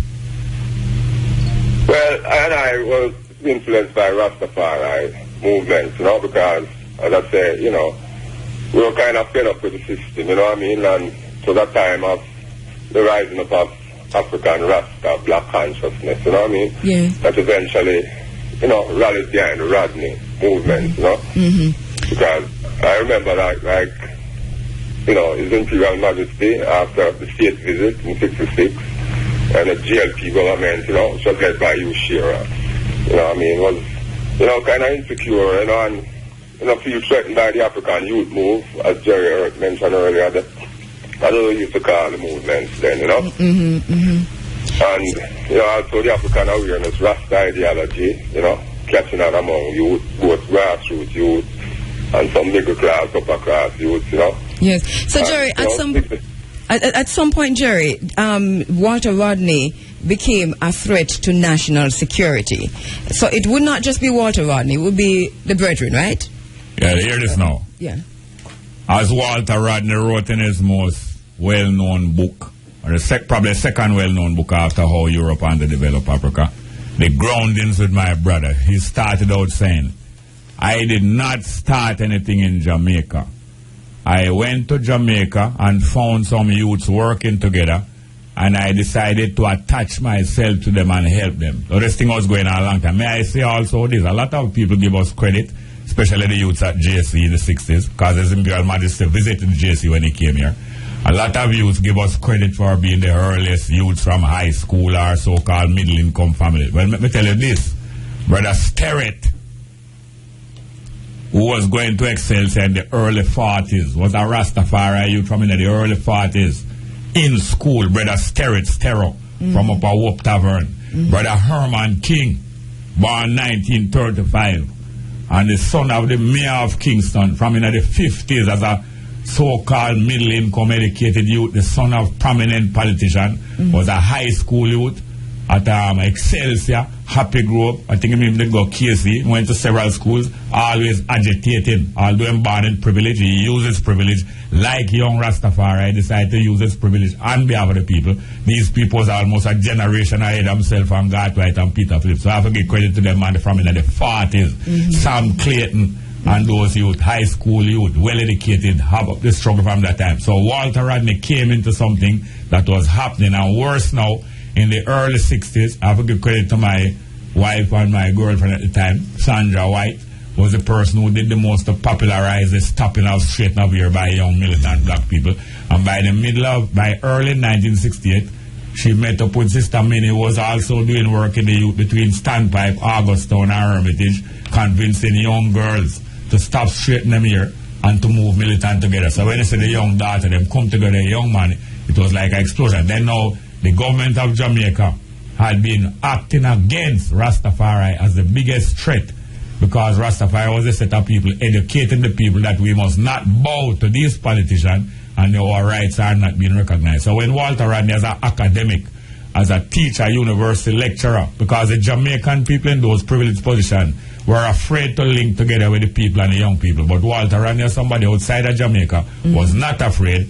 And when we were carrying him around, helping him, him helping us by lecturing about African present liberation struggle and African history, it was a reaction by the government who was afraid. And 1968 marks the year when the people of Jamaica started to demonstrate that the opposition was no better than the ruling government, the JLP, and the PNP was in trouble. That's why Norman Manley resigned and retired from politics, because he is no longer relevant.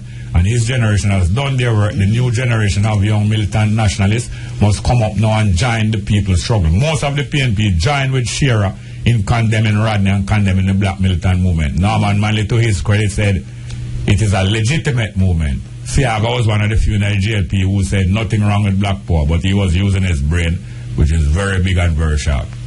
So that Sister Minnie and Jerry talk about, you know, even the work that you did on the ground, the grassroots works in talking to women individually about themselves, about them African consciousness. So this was not just, this was a comprehensive movement for African centeredness. Yes, we used to wear Africa, eat Africa, talk Africa. Night and day we don't sleep as youth, you know.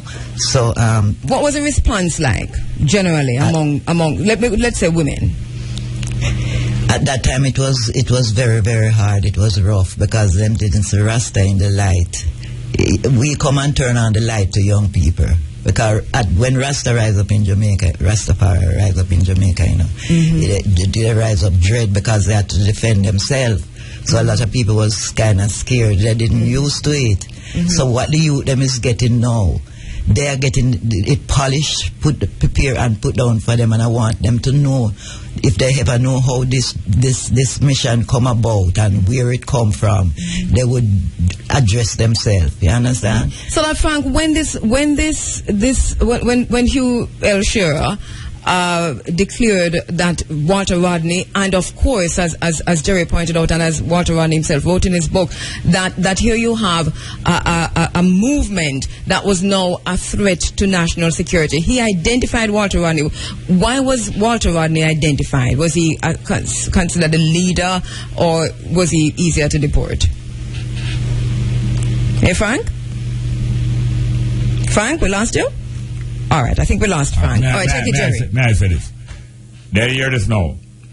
Rastafari now was a set of people who was willing to put out themselves there and take the risk of educating people. And not only that, I have to give great credit to Clement, Brother Eric Clement, historian, one of the few Rastafari from those days who used to preach, we must stress our economic development and not neglect our gathering economic strength and stop talking about it now on the money, because we need money to educate the people. And the things start to gather, and the government realized that this set of people will not turn back, and this set of people will insist upon the rights of the Jamaican people and insist that the government our servant and not our masters and, Jerry, and mistresses. Back up a little, and we know we don't have a whole lot of time, but I wish we did.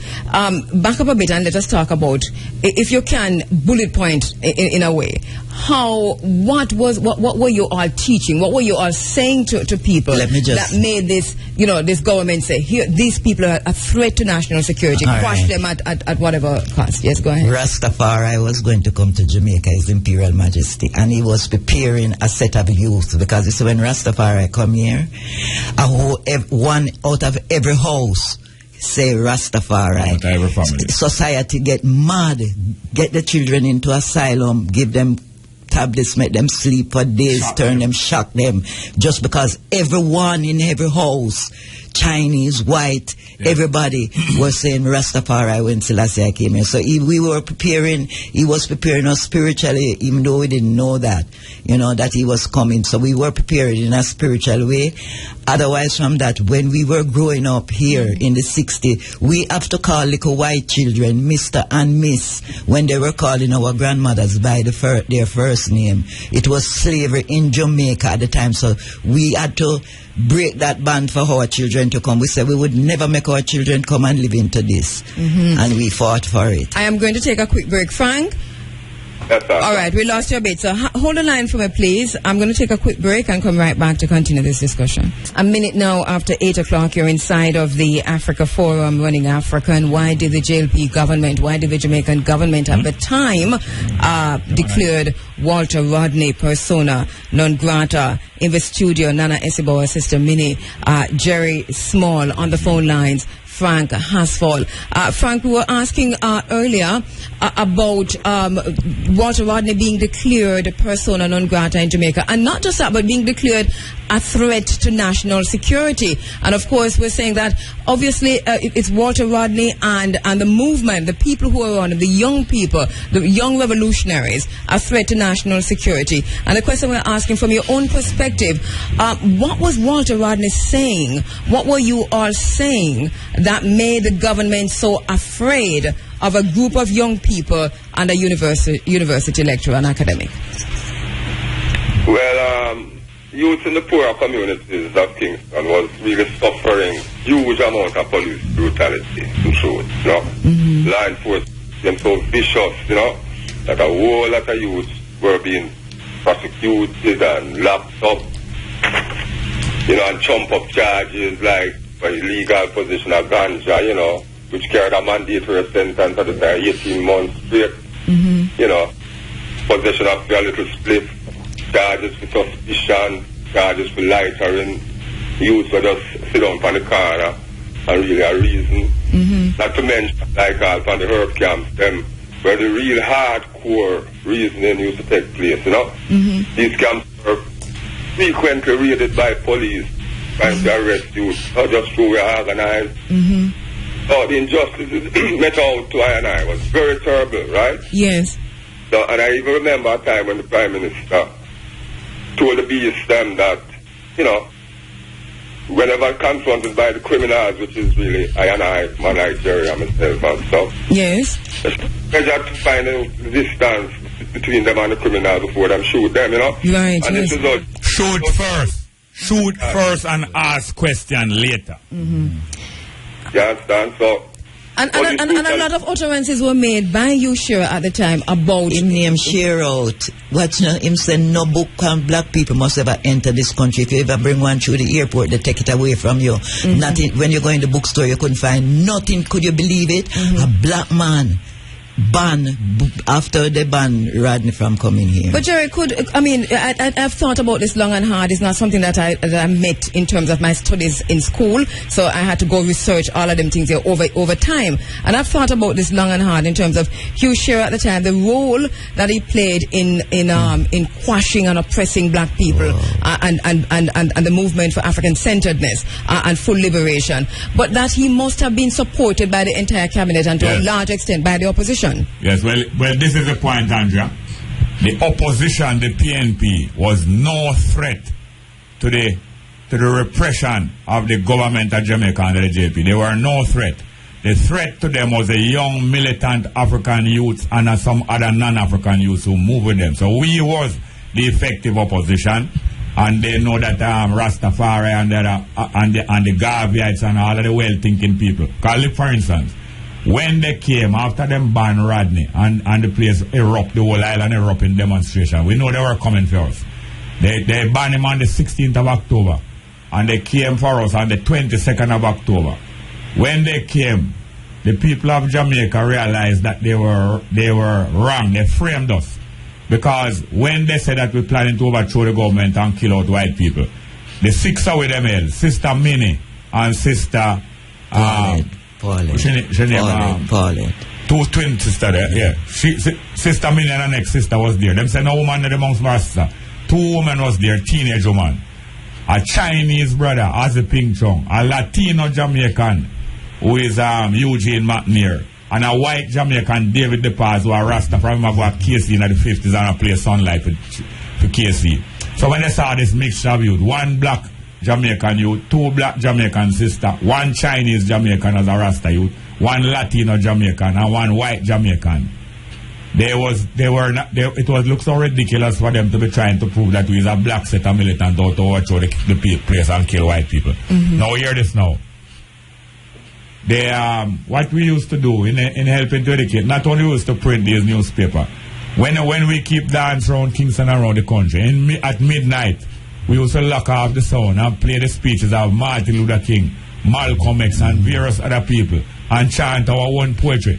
So myself and Frank as well as two of the primary people used to lock off the lyrics in the sound and use the rhythm behind the music and chant our poetry over it from 1967. That is how the thing that later became called dub poetry in the early 70s. That's how that started. I smiled just now when you were talking, Jerry, because I thought of Roger Haswell, who's Frank's son, who's doing the exact same thing right now in terms of the poetry.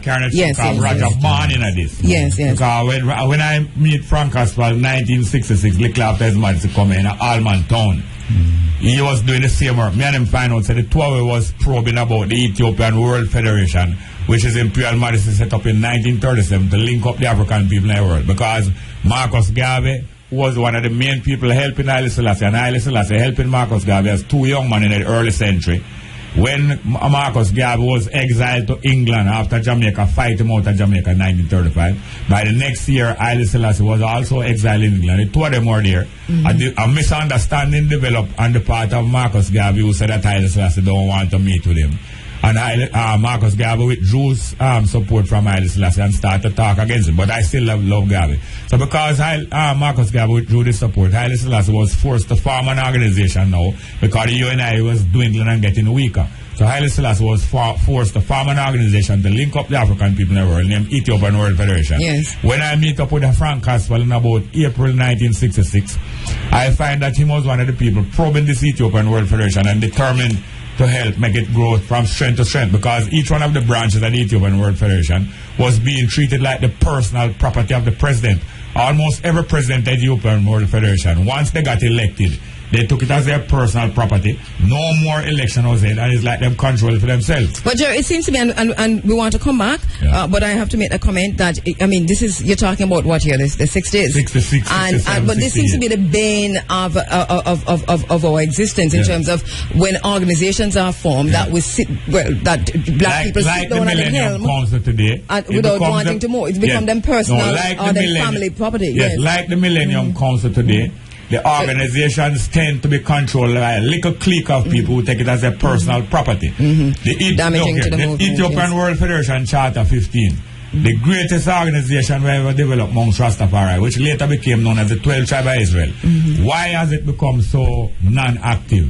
Because the executive members have not been used to decision making. All decisions were taken by one person for the most part.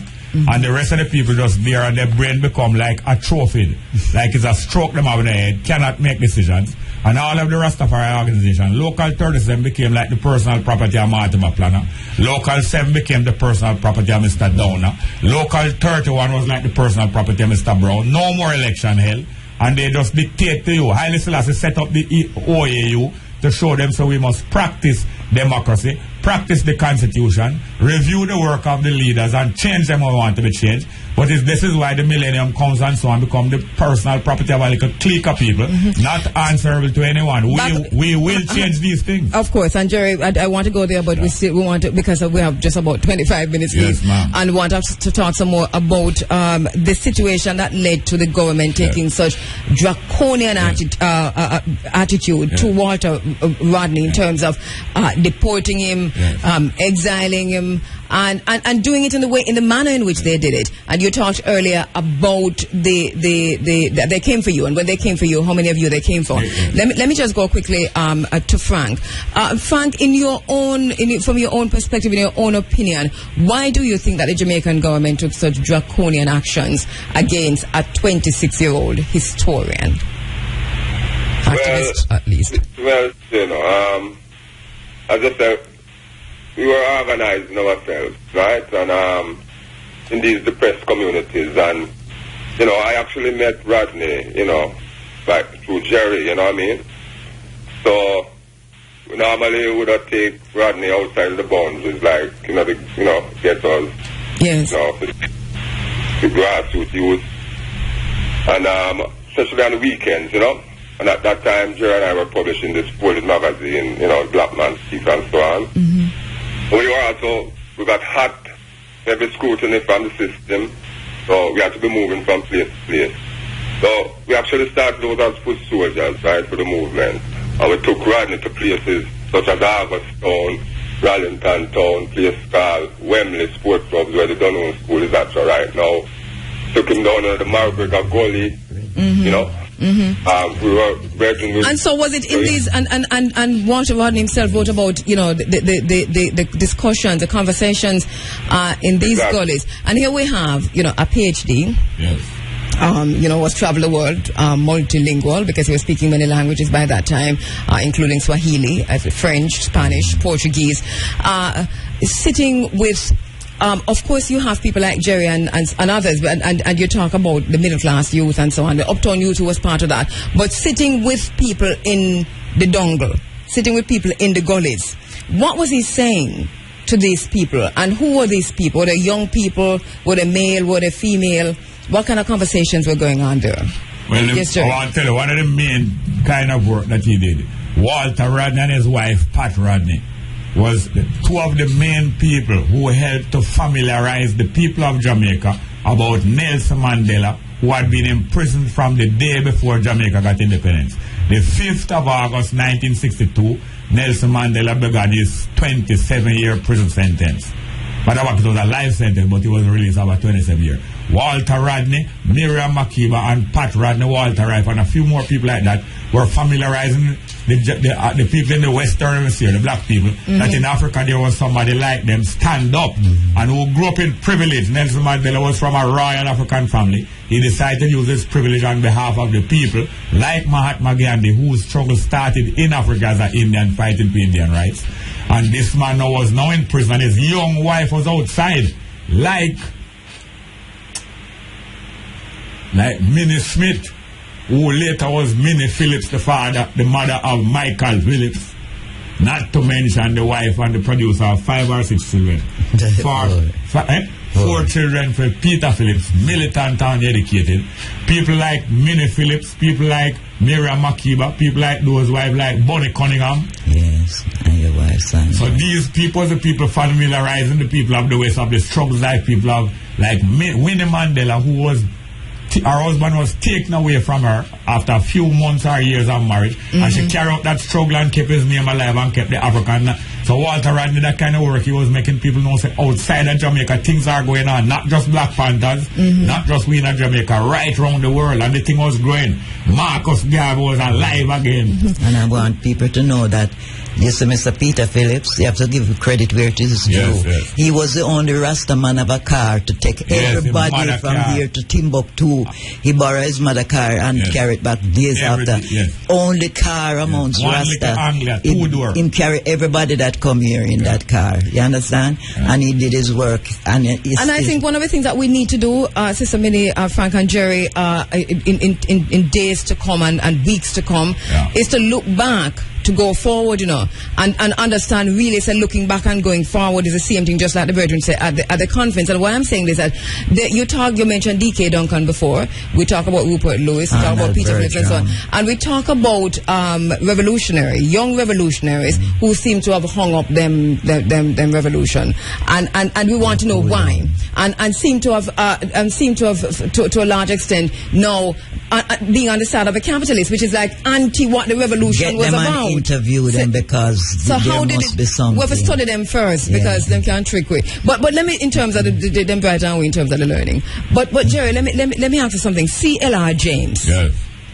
Seem to have factored in Rodney's development a whole lot. C.L.R. James is an African nationalist born in Trinidad, but he was part of the Pan-African movement around the world, especially in London, between the 1920s and 1945.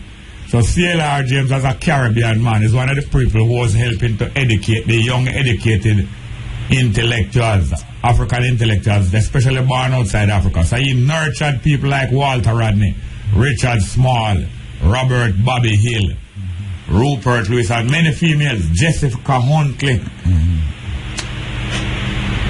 And so, we don't know, we have not, in this space and among our generation, the first time we meet up on C.L.R. James, it was in West Indian narrative, and then we talk about the Black Jacobins, and, the books about Haiti and so on. But in terms of understanding who C.L.R. James was, and as we talk about looking back to go forward, I think this is some of the stuff that we need to look at, and how people like Walter Rodney use academia. Yeah. In the struggle and in the interest of the people. Frank, what was Walter Rodney's attitude to academia and to what was happening at the University of the West Indies during the 60s while he was there, in terms of the connection, the bridge between that, the academy, the university itself, and the people? Well, just to mention though, at first Rodney was kind of viewed as with some amount of suspicion, right? Because yes.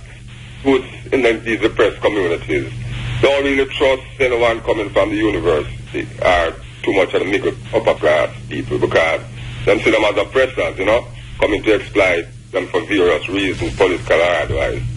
So some even see him as spies, for the government. However, he did well, Rodney did well, yes. Youth began to gain some confidence and respect for him, So, and they see him as a true brother in the struggle. And that he really wanted to help you to lift their level of consciousness, of self, and to understand, the injustices that was being taking place around them, to them, and the poorer people at large, by the usual government at the time, So, as for soldiers, I and Jerry was one who would drive Rodney car to go pick up certain brethren, when we have this high level elite meeting of the movers of the black movement, Yes. And then it eventually grew around Rodney, a nucleus of people developed, and it becomes so massive, and inclusive, that there were big names, as Minnie and Jerry mentioned, yes. from UWI circles, who are big powerful people today, Trade union circle. People like Scully Scott. Scully Scott. All right, but I wanted to find out, because I know he said, go ahead, sister. He was, at that time, he was like the first set of intellect. These Jerry and Peters and all them just leave JC going to the university. Right, just leaving from JC going into university. So, and Rodney came in same time. So they were like the first newborn set of revolutionary talking about Africa in a real way, that you have to gear up yourself to go Africa, educate yourself, know Africa, talk to us about Africa. Patty, his wife, she was the one who taught us how to tie the African wrap and all those things. When I used to wear African clothes here, and school over, it's all 200-300 children walking behind me, talk, you come from Africa, lady, talk, let me hear you, talk, let me hear you. She was the first one who taught me and Bonnie and Sandra to tie our hair and wear our African clothes. And what we're hearing in the middle of this, Sister Minnie, is how disconnected we were as a people, among the youth, among the adults and so on, from Africa. Yes. So that you wearing African garb down the street was a big occasion. I remember one night I got to Carib, me and Peter got to Carib, and a whole line of people march with us got to Carib. Him said, listen, means sometime I want to go private. So you have to cool on those clothes. I said, I'm not stopping until all Jamaican wear this fashion. You understand? Yes. So when we were coming through, we came through. I would love to see some sister moving up right now, you know. Go ahead, Jerry. Yes. Well, hear this now. Michael Manley. When Norman Manley saw how irrelevant the PNP was to the needs of Jamaica, he said he's retiring now because the young generation must come up and take over and become more relevant to the people of Jamaica. Michael Manley, within 1 week of his father dying and funeral in about September the 6th, 1969, Michael Manley decided to imitate Walter Rodney in order to capture back the militants into the PNP. What did he do?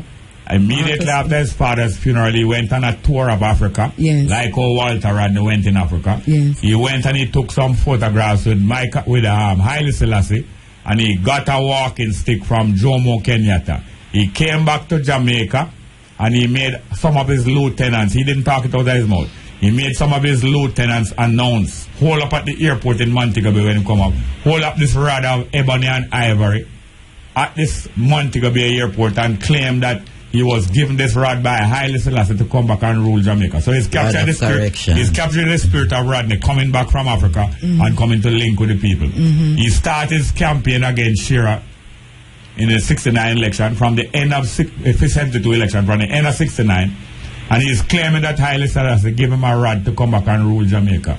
And a lot of the militants like Paul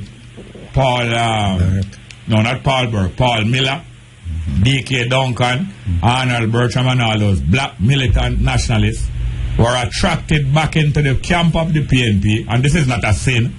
They were captured back into the camp of the PNP by Michael Manley's changing of the look of the PNP, and Michael Manley taking on a black image by posing as if he was black militant and posing Selassie gave him a rod of correction to come rule Jamaica. And half of the black militant educated people were attracted back into the PNP. That's why a lot of the people know we would expect to be militant people on behalf of the black people are now in the PNP and the JLP as big ministers or retired people having got a career. I have to say this, Rupert Lewis is a man I admire from I met him when he was 19 years old. But I was so disappointed 2 years ago when I said to Professor Rupert Lewis, if Marcus Garvey were here now in 2012, what would he be doing?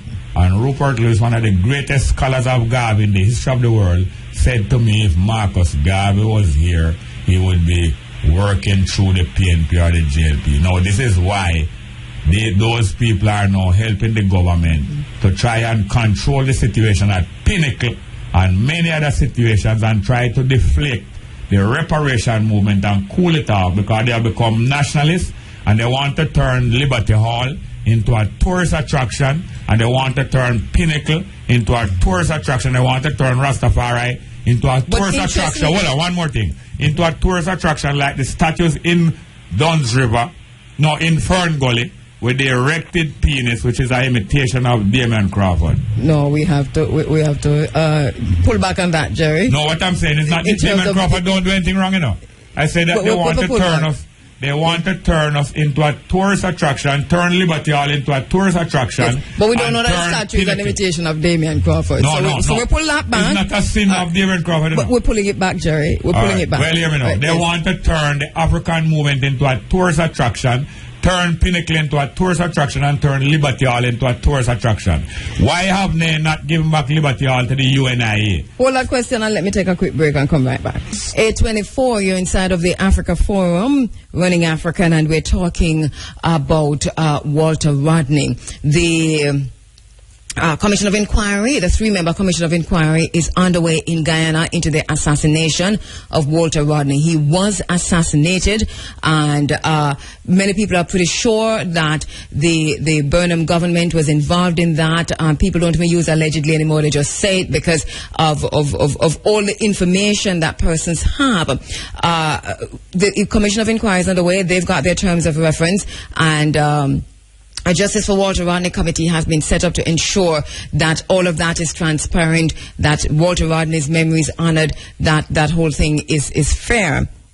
We're talking a little bit more about Walter Rodney today, because just talking about the Commission of Inquiry led me to talk to so many young people and not so young people who do not know, don't have a clue about Walter Rodney. And yet there's so much that he was involved here on the ground in Jamaica. So I've asked his friends, colleagues, they worked together, they were there with him, to come this morning to help us to understand who was Walter Rodney, why the government took such wicked and vicious actions against his 26-year-old historian in Jamaica by banning him from Jamaica, why he was assassinated in Guyana. And so Jerry Small, Nana Esiboa, Sister Minnie, and Frank Hasfall are with us to help us to understand that. One of the questions I want to reiterate, because I'd asked it before and I'm not quite sure if we got an answer, is in terms of his attitude to academia. Was this new? What was happening in terms of how academia dealt with and viewed the masses, those outside of the university, at the time that Walter Rodney was grounding with the brethren, Jerry? There were many admirable people out of academia in Jamaica, even before there was a university here. And after the university was established in 1948, one of the greatest things that happened was the New World Movement. People from all over the Caribbean, like Lloyd Best, along with George Beckford, Norman Gervan. May I tell you about them? Walter Rodney himself, some from outside the university, Hugh Small, Bobby Hill. They formed together in a militant movement, both African-minded and leftist in terms of socialists and Marxists, fighting for the rights of the people. Yeah. So New World and other things. Ben Monroe was down in the ghetto from in the 40s. Ben Monroe was down in the ghetto, the Cookan Lane, down in the 40s, militantly working from them time. But academia are admirable. Man like Orlando Patterson, many people were up there, Mervyn Allen from Trinidad, many people were doing some great work there. But it was like they never reached the stage of organizing institutions to replace the warring factions of the PNP and JLP. The JLP emerged out of the PNP, and it emerged into a gun war between the PNP and the JLP.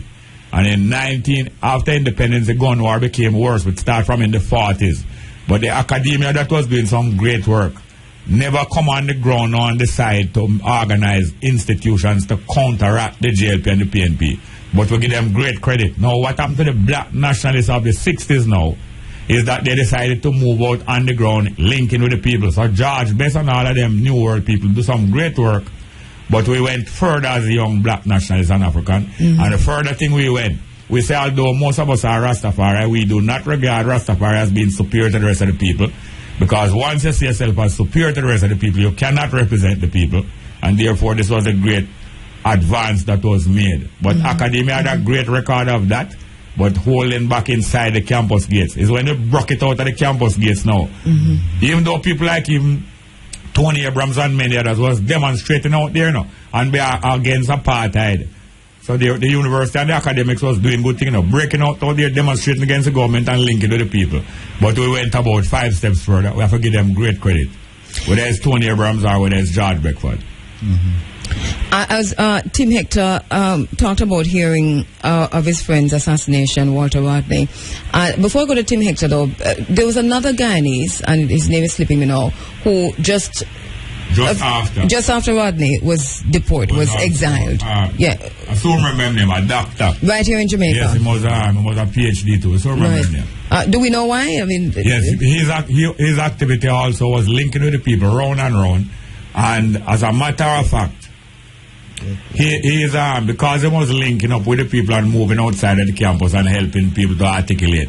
They want to remember, you cannot deport the Jamaican, the person born in Jamaica. Right. You cannot deport Rastafari. So they have to be deporting the people who born outside of Jamaica. And that's why they deported him also. And they deported him some people like Jex, Jakes Degia, a teacher teaching down in Santa Cruz, who identified a lot of CIA workers who were on the staff coming through the Peace Corps and infiltrating the black movement and reporting back to the government and the JLP, including Seaga, and reporting back to the United States. Jakes Deja, who blew the whistle on some of them, he also was deported. I think he came from Dominica or one of these places. So they were deporting who they could deport, who were not Jamaicans. And Sister Beckford, that doctor did name or something. But he used to go, and yes, when police would beat people and cut up them back and all those things, he would go to the place and help dress these wounds for people because they can't go to the hospital because police looking for you. From you as a Rasta youth, police is looking for you. So this doctor used to go and do this for us. They were in the struggle. Mm-hmm. We used to have a doctor because he has student doctors up there. We'd go and look after wounds of people that get brutality against the police and things like that, or even have wounds. But we had that team of people, doctors, everybody were there working together. So that, Frank, what I'm hearing from Sister Minnie and Jerry here, so there was a concerted effort on the part of a system and the government, and we say government, we mean everybody, opposition, everybody, to quash and to quell and to stop this movement towards full liberation of the African people in Jamaica. So who you could have exiled, you exile, what books you could have banned, you ban, and then who the people on the ground who remain, the young revolutionaries, were persecuted in many, many different ways, whether prisoner or otherwise. Yeah, that's true, That's why myself and Jerry, we have to keep moving, you know what I mean? Mm-hmm. And then, we have to move from place to place, keep publishing what we're doing. Mm-hmm. But after actually the uprising... C.Y. Thomas. C.Y. Thomas. C.Y. Thomas.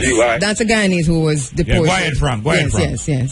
Yes, go ahead, Frank. So just remember the name of a Guyanese who was deported after Walter Rodney. Yeah, man. Go ahead, Frank. Yeah, so...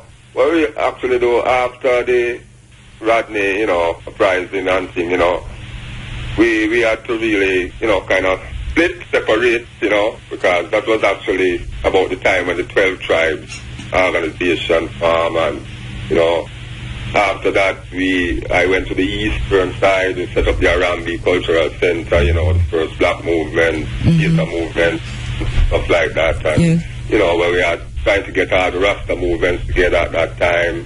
That was the first attempt to get all these Rasta movements together, the Bobo, the Daya Bingi, and that was also the first place where the first 7-day and night Bingi was ever held. Harambe out of Abyssinia Cottage, where Frank Aswell family won land out upon the waterfront for years. Abyssinia Cottage out the name, And Harambe Theatre is a theatre where Frank Aswell parent family, they have a theatre out there, a movie theatre from them time, and them turn it in a Harambe theatre, and it's pure African culture and economic benefit, because we must make things pay for themselves and not be apologetic about making money, because we have use for money. So that, Frank, later on, with all this persecution going on and Rodney back by way of Tanzania, Cuba, and then back in Guyana, where we understand he actually went to take up a teaching post, but they didn't. The government blocked him. Right, and still active. Similar to what he's doing in Jamaica, he's doing on the ground he was doing on the ground in Jamaica. He was doing on the ground in Guyana. So we're hearing Tim Hector and talking about hearing of his friends. And I'm quoting Tim Hector because when I read this, I thought. Wonder what was happening and how did the others feel? I mean, all the revolutionaries who were with Rodney, were they thinking the same way? So he said that he was overwhelmed by the barbarism since political assassination was most rare in the region. Yes. And despite the lower class being brutalized by centuries of poverty and lack of opportunity, and where political violence in Jamaica consumed no leader. So no leader, pure foot soldier dead off on a shooter. Right, so that he was... Roy McGann is the first big officer of the society in the warfare, who dead in a gun warfare. Roy McGann. 1980. So was this the same kind of thing? Here you have, a figure like a Walter Rodney, and all the revolutionaries like yourself, like Frank, like Sister Minnie on the ground, doing what you're doing, but not necessarily thinking that what was happening in, say, Spanish Caribbean or Latin America, where people had, assassination could happen. Yeah. The state could kill you. No, but we were aware of these things, And because of that, we were very security conscious. Mm-hmm. And the security forces, they tried to infiltrate us with spies. They infiltrated most of the leftists. But they say it was very hard to infiltrate the African-minded people, especially Rastafari. The ones who smoke herb, they really tell you, say, the one them who smoke herb, it's hard to infiltrate them. If you take cocaine, it's easier to infiltrate. Yeah, well, hear this now. Yes. They used to send females to the university, register into courses taught by Walter Rodney, Trevor Monroe and the other militants, get into the courses, sometimes get themselves attached to the lecturer, and get even sexual liaison. Start to have sexual affair with the lecturer to get into them so that they can reach to them. We were aware of these things. We were aware of enough of the police operatives. Some of them is police, some of them is people from the ordinary community who they train to be spies, and they try to infiltrate. And they're trying to poison you, they're trying to photograph you, they're trying to study you and infiltrate every kind of way. And they're trying every kind of economic way, trying to penetrate the family. This is the Jamaican government. Yes, ma'am.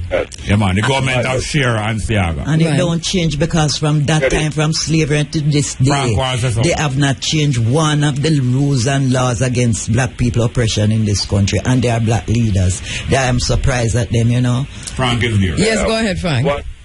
Just one thing about that aspect of things, because even after the split up after the Rodney uprising, and I went to the east and set up the Arambi Cultural Theatre and Cultural Center. As Jerry mentioned about Rhyme again, they formed, come on and see what we were doing, and he formed a youth club by the name of Black Unity, which was a group of your bad man and gunman. Yes. And they wanted to capture that identity, that black identity thing. But they started to threaten us. Man who used to come around, we used to get beaten by them man there. I mean, just as they want them to come under where Ramagan. Under Brigadista. Right. Yeah. We even send message to the ancient red like Bongo Rock man and be a guy say, boy, all them Rasta man, you have to come under this black unity business. And so all the help around we used to get from like maybe, SDC. Good program. Turn into the black unity, they turn all of that into black unity system. So this is always a political tribalism and political violence infiltrating the whole thing. Kind of stuff, beating, much man get beat from around the crime again, black unity system.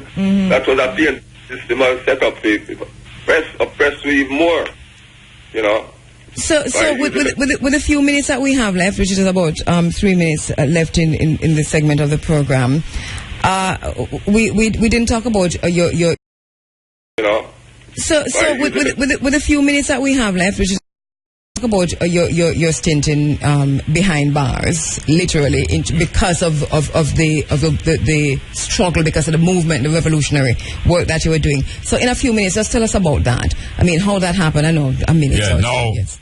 Every country that has a oppressive government usually has some political charges that they preserve to put people out of the way where they cannot prove that the people do anything wrong. So they have some other charges where they used to get you out of the way. In Jamaica, the Jamaica government used the ganja law to get people out of the way who was politically dangerous to them. So we know that they were going to come for us after the Rodney thing died down. They came for us on the 27th of October. We know they were coming. They surrounded the house in Auguston with 60 soldiers and 100 of police and informer. And they took us out there at gunpoint. And they searched the whole house. They couldn't find anything. And the superintendent, I soon tell him name, but they were led by Middleton, the assistant commissioner of police, and a superintendent named Duquesne, and superintendent Winston Cox. And the man named Newland was a big sergeant who was the hitman of the police force at the day. He said to Minnie, he said, your name, Minnie, a million your name. And he said, I'm going to send and buy a half pound of herb. And he sent a man open in front of everybody, sold them everybody, bought the half pound of herb, bring it back and say, I'm charging you Jerry Small. Now they tried to frame us. We went to court. And oh, so we who that? 6 of us, me and Minnie, Sister Rookwood, Brother Ozzy Ping Chong, Brother Eugene McNair, and brother David DePaz, a white Jamaican, Jewish Jamaican who was a Rasta from in the 50s when they play Sunlight with KC. About 2 weeks. They took 6 of us there. And they frame us with guns. Halfway through jail. Them strip me naked in front of the woman them.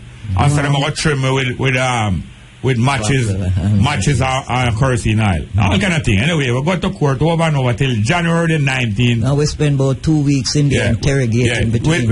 The case finally tried on 19th of January 1969. And I was vexed because I want to prove my innocence that them frame me. But the lawyer said, no, let us do it this way. Let us ask them, the ganja that you find Jerry Small with, was it male or female? Because ganja is divided into male or female, and it was only the female one that was illegal. So I vexed about that, kind of have none. But the lawyer, Frank Phipps, was I have to finish it. I have to finish this. The lawyer, Frank Phipps, was a lead attorney, asked them, the government chemist, the ganja that you found, Jerry Small, did you test it? Him say yes. Him said, did you test it whether it was male or female? The court was teared down because there was no rule how to test it for male and female. And because of that, they free me up. And for 11 months in Jamaica, no one was convicted of ganja because it took them 11 months to change the law because there was no way to test for male or female. And for 11 months between January 69 and December 69, till them change the law. Back to Minnie, Sister Minnie. And at that time, we have revolutionary lawyers too, because about 13 lawyers coming to volunteer. Volunteer. Then it's slowly, then it's Dudley Thompson, Frank Phipps, your brother, Barnett. It was Lloyd Barnett who discovered that law. That is only discovered that they didn't have a test with the female ganja. I mean, about 13 lawyers come in and defend us free, of course. Yeah. But so you spent 2 weeks in jail. Being interrogated and so on. Yeah. And the interrogation is what? Them asking? No, they are trying to find out. They say that them lose some transmission equipment, electronic transmission equipment from camp.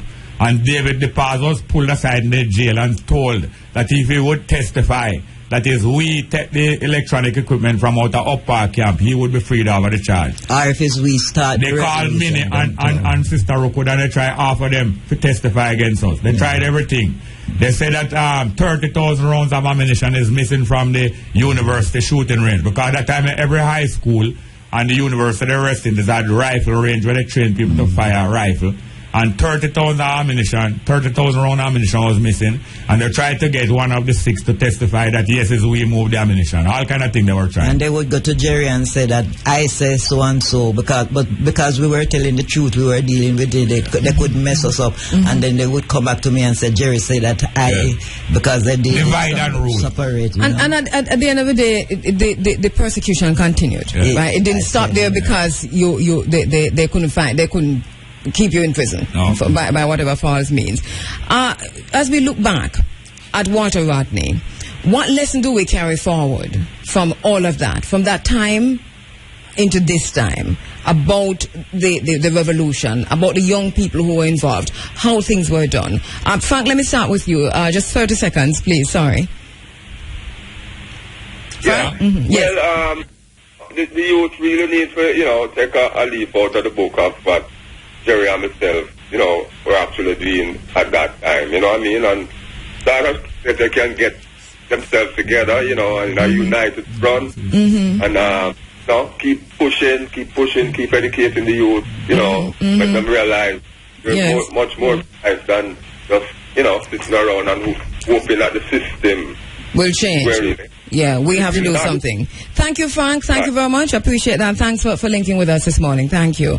All right, we're just a minute before news. Jerry. Well, one of the main lessons is this. Walter Rodney, like a lot of us, especially young people, was a little bit too adventurous.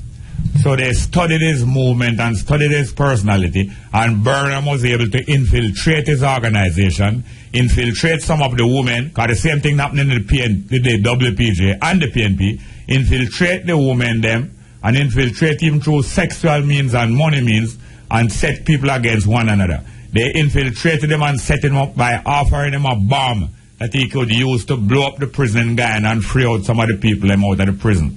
Now, the same way they try to infiltrate us, they study what you eat, where you go, which movie you go to, who you associated, what kind of car you drive, and they try to make a plan how to infiltrate you, get you out of the way physically, or get you a woman to go at war, or get to try to penetrate your woman or penetrate your man, and get you out. So what do we take? Learn that lesson and do it. We must be aware of who we associate with, be very aware of what kind of plans you are making, be very aware of people infiltrating in, whether it is the Russian through the KGB, or it is the American through the CIA, whether it is the PNP through the gunman and the Don, and infiltrating ideas into Rasta, said the Rasta must have a Don, or a bad Rasta have gun, or beat down people, and infiltrate and destroy. We have to wrap now. Be mindful. And also infiltrate organizations where it become the ownership of a few man or one man claims them own the organization and him dictate things to the rest of the people. Sister Minnie, what lessons do we take from that? I just want to say the spirit of our brother is here with Brother Rodney. He joined the ancestor, and that spirit still goes on. And we want to say, give thanks and praises, that the women in Jamaica must know that they have a very important part. Just like how our sister, Prime Minister there. Yes, Sister Portia is there. You see, she's in a very, we can go very far to do mighty things. And I just pray that she turn and start to do some things for her African self. Now that I hear that she get honorable citizen in Ghana. So women have a great part to play. Oh, gotta wrap it to some minutes. And yes. We want Jamaican people stop shake them, the brethren stop shaking and rub finger and start to put up the fist and say black power and get back the power that we have lose, because that was the symbol, black power. And when you say that, you feel it and it go up mightily when all of us say. Thank you very much, Sister Minnie. Thanks to my friends and friends of Walter Rodney, Jerry Small, Sister Minnie, Nana Asiboa, and to Frank Hasfall. Natalie is standing by with the local and international headlines right after this. Now 8:46 news coming up right after this. Sorry for the delay. Thank you very much, Natalie Campbell, with the local and international headlines. Time on IRFM 8:52. It's time now for IRFM's Sunday Sports Diary, and Roger Hasfall is standing by with that. How are you doing, Mr. Roger Hasfall? Good enough, wonderful. Well, I'm going to tell you, how come I not hear you? Why am I not here? Did I turn on my thing? All right, go and talk, because I don't hear you. You okay? Yeah, man, all right. I don't know. That's a clue. I'm here. I know you're talking, Roger. Yes. But I got to fix this. All right, so we were just talking to your dad. Go and talk and Adley, let me fix my headphone. Adley. Yes, you're talking to Jerry and Minnie and of course my dad about the Rodney movements and the whole black conscious movement back in the late 60s and so on, and very enlightening this morning. I learned a lot of things. Me too. And now I know where you got it from. Yeah. We had your father on the line there. Yes. So I mean, you had to be a poet. Yeah, man. Well, I mean, I grew up in the movement. Yeah. So you. Well, obviously you wouldn't know much about Rodney, but you did tell us. I was born 4 years after. Yes. But you did tell us that, your father was integrally involved he was, in those things. All right. So he must have, in terms of growing up like that, what was it like? Growing up as a, African-centered, knowing yourself. Well, I mean, it's at the time, because when I was growing up in the early 70s and as going to prep school and so on, I usually go over by Bull Bay on weekends and remember a lot of stuff, and I always felt enlightened because the things that you usually see quotations from Marcus Garvey. I know about Up You Mighty Race from My Idea, My Knee, and I always know about this nationalistic Pan-African feeling that should not leave us. I know that from very early, and the quotations from His Majesty Martin Luther, Malcolm X, Marcus Garvey, I mean, Steve Biko, Woolley, I mean, you learn very early. Yeah. I can't imagine what that must have been like. I mean, I grew up in a fundamentalist Christian home, and so that you hear a lot about Jesus and so on, but and the pictures and so on. But they in terms of Africa, interestingly, my father was writing to pen pals in Zambia, and so I knew about Kenneth Kaunda a long time. Yes. and I was writing to people in Nigeria and Zimbabwe and so on. So at least we had that kind of connection because of the pen pals. But in terms of the African-centeredness, what we had was like genetic. Yes. You know, my father was black and proud growing up, so we know that. Yes. You know, that's how it's supposed to be. Yes. And then from my own, like, great-grandparents and great-great-grandparents, and because, you know, they were Maroons on both sides. So even though the family was hiding it because they were ashamed of it, I still was able to tap into it spiritually and genetically and even physically to my great-great-grandmother, but not long enough. But you had the practical thing in your home. Yes, because, I mean, all of those great quotations that we quote every day, I mean, to empower ourselves. I learned that very long time. Drumming, Rastafari drumming, I mean, it is almost embedded inside of me now. All right. I mean, so we expect, we're getting great things already, we expect much more. Well, yes, I mean, it's a loser continue. A victoria is certain. But victory is certain. Yes. Right. So your father is passing on. Is passing. I'm still in the stride. I hear him, you know. Yeah, man. So that's why we can't stop. You heard him this morning. He said that's why we can't. But you're talking about militant revolution. I mean, Jerry was 14, 15. As a militant black revolutionary, understanding his purpose. Sister Minnie was a young girl, understanding themselves and their purpose in full freedom, liberation, and the liberation struggle, the liberation process, and still there. There's a generation gap. Yes, and of course, I mean, things, I mean, evolve. The struggle evolve over time. Things take on modifications as we move along. I mean, the type of struggle that was necessary in the 60s and so on. I mean, they have done that for us. I mean, we in this generation now has to take it to another level, so that when posterity come, they can also take it to another level. So till it's total victory. Exactly. Understanding the principles, because the principles remain the same. Definitely. It's full freedom, no oppression, black power, black unity. The principles remain the same. Exactly. How we go about them, we have a whole lot of other tools now and resources at our beck and call that they didn't even have. Yes. And so if you feel too lazy to take to the street, which we have to do sometimes, then take to the social media. And one of the quotations, that in one of Marcus Garvey's speech about Go Placidly, he spoke about we are all entitled to the benefits of civilization. Yes. So everything that we have at our disposal now in terms of technology and the new technology, I mean, we have to use it at our disposal and to free up ourselves. Yes, and we know that is something that we have to put into action and understanding it, talking about being entitled to the benefits of civilization, that is not a privilege. In understanding that the way the thing is set in terms of the oppression and the miseducation is that a vast majority of African young people and old people are oppressed and think that the oppression is where we're supposed to be, because the Bible say that there is a Hamitic curse. Yes. Of course, we know Ham was never cursed. That's another story that we have to talk about. Because Ham was not cursed. I mean, if you go into the Bible story, it was Canaan who was Ham cursed because Ham was the black man. But Ham, exactly. Ham was a so-called father of the race. Yes. But if you read just before that, it talks about God blessing Ham. So if God bless Ham, then who God bless no man curse. So Noah cursed Canaan.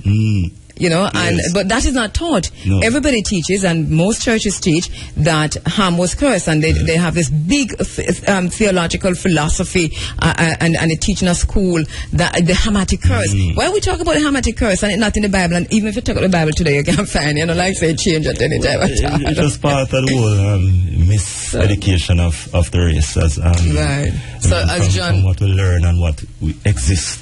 As John Henry Clark says, to hold a person in oppression, you have to convince them that first that they are supposed to be oppressed. But the majority of the races are already convinced.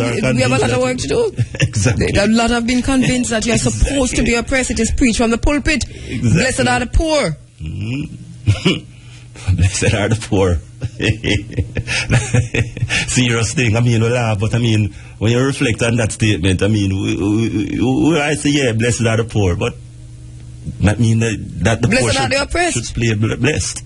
Blessed are the oppressed, you know. Yeah. No, that you must remain in oppression because your thing is coming up in heaven. Yes. Your thing is coming, you know, when you're dead. It's an interesting thing. And a lot of black people have bought into this. A lot of African people have bought into this idea that better is going to come once you're dead and you go into the sweet by and by. But that's not how it is supposed to be.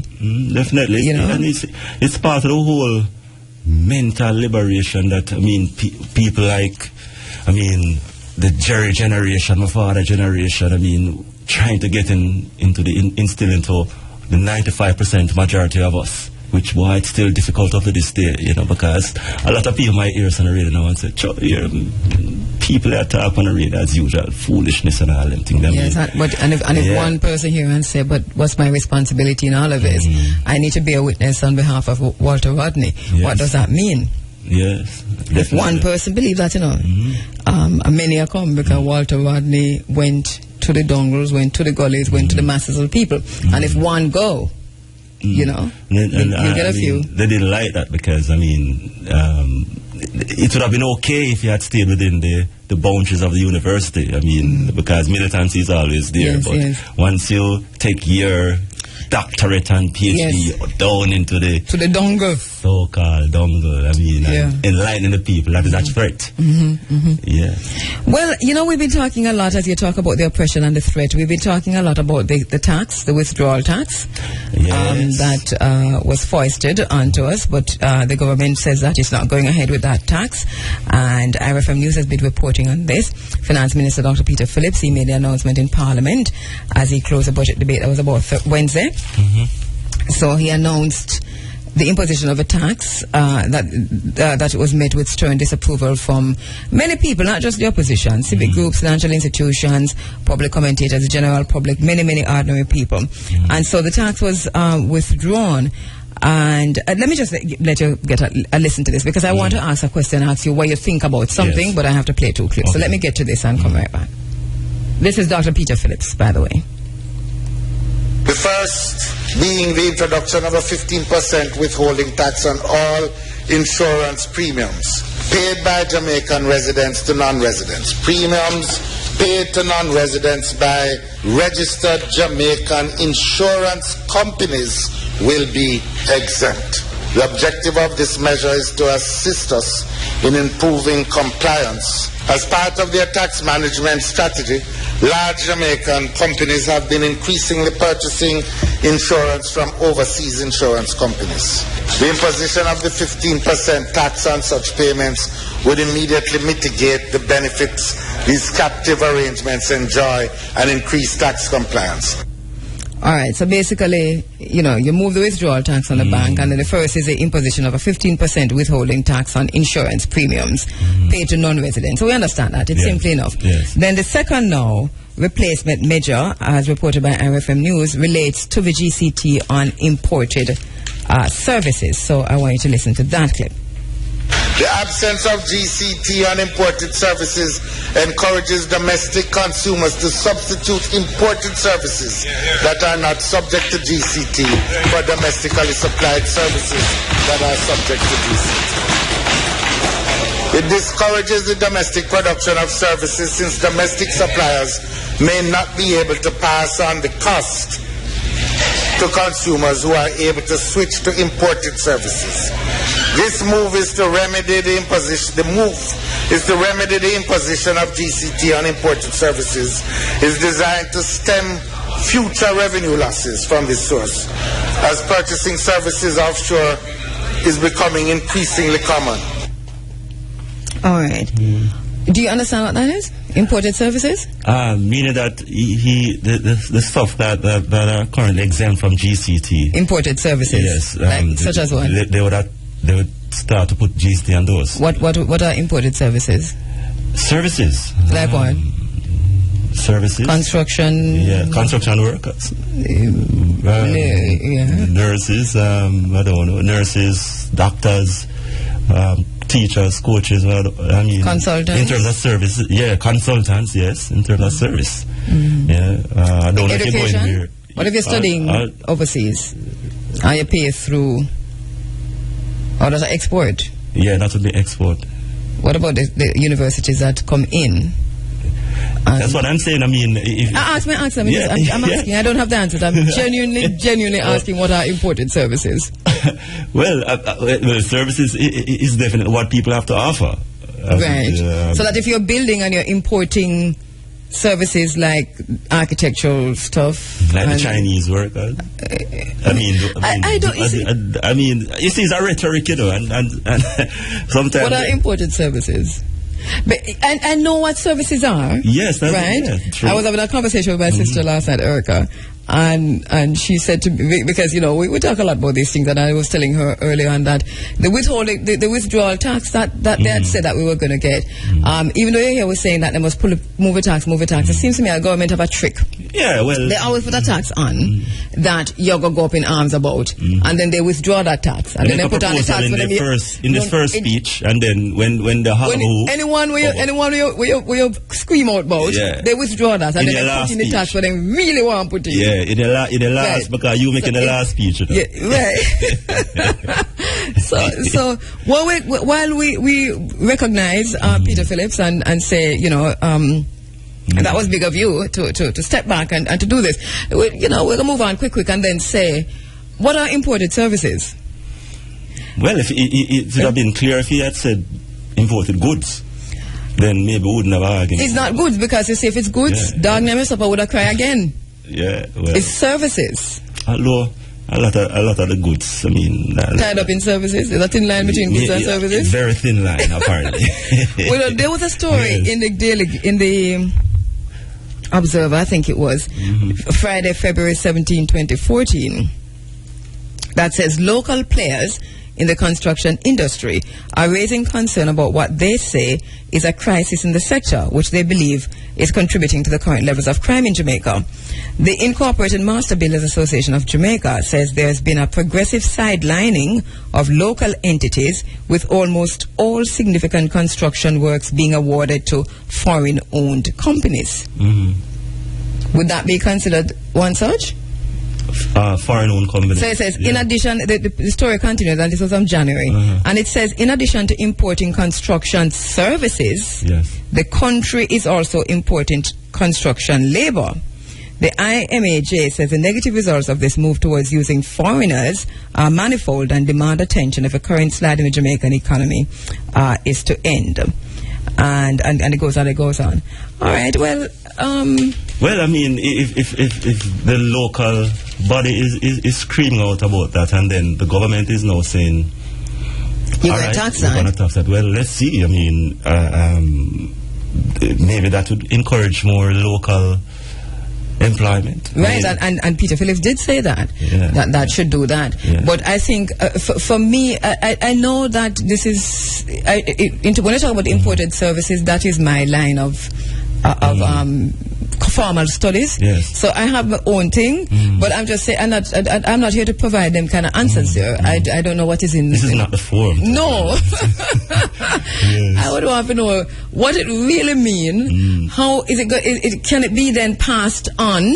Yeah. Because if you charge extra for that, you know, where is it going to leak? If it's going to leak? Well, you have to open your eye, because, I mean, I think what government is doing nowadays, you know, is especially when it comes to tax and the stuff like passports and license and so on, they don't give any warning again. You know? They just tell you, you just send a press release Friday evening, that Monday morning.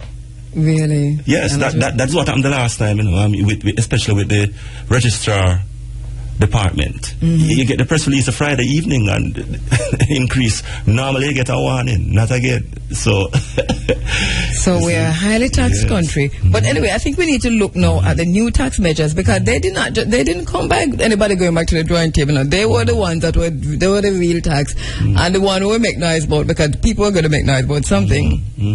And that's so on and so forth. And that was the last, I mean, people saving is like the your last line of defense, you know, and then when you go into your last line of defense, you know, I mean, so. Yeah, people are going to scream, and then once people scream now, you pull that, because that was not intended to be so anyway, and then you just put on the one where you really I'm just saying.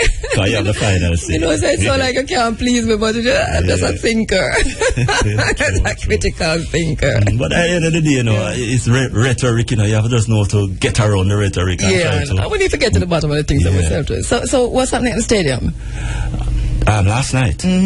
It was a Jamaica Invitational. It was a Jamaica Invitational. So Twitter was silent around the time of the 100 meter. Yeah. Twitter was silent. Yes. There was a great silence that fell on Twitter. Who won? Justin Gatlin. There you go. That explains it. Yes. Well, I mean, they say when you perform in front of a Jamaican crowd, you know, you can face the world. And I think Gatlin got a taste of what Jamaican crowd is all about last night, because he didn't receive no love at all. None. Yeah. I heard that there was a great silence in the stadium. Yes.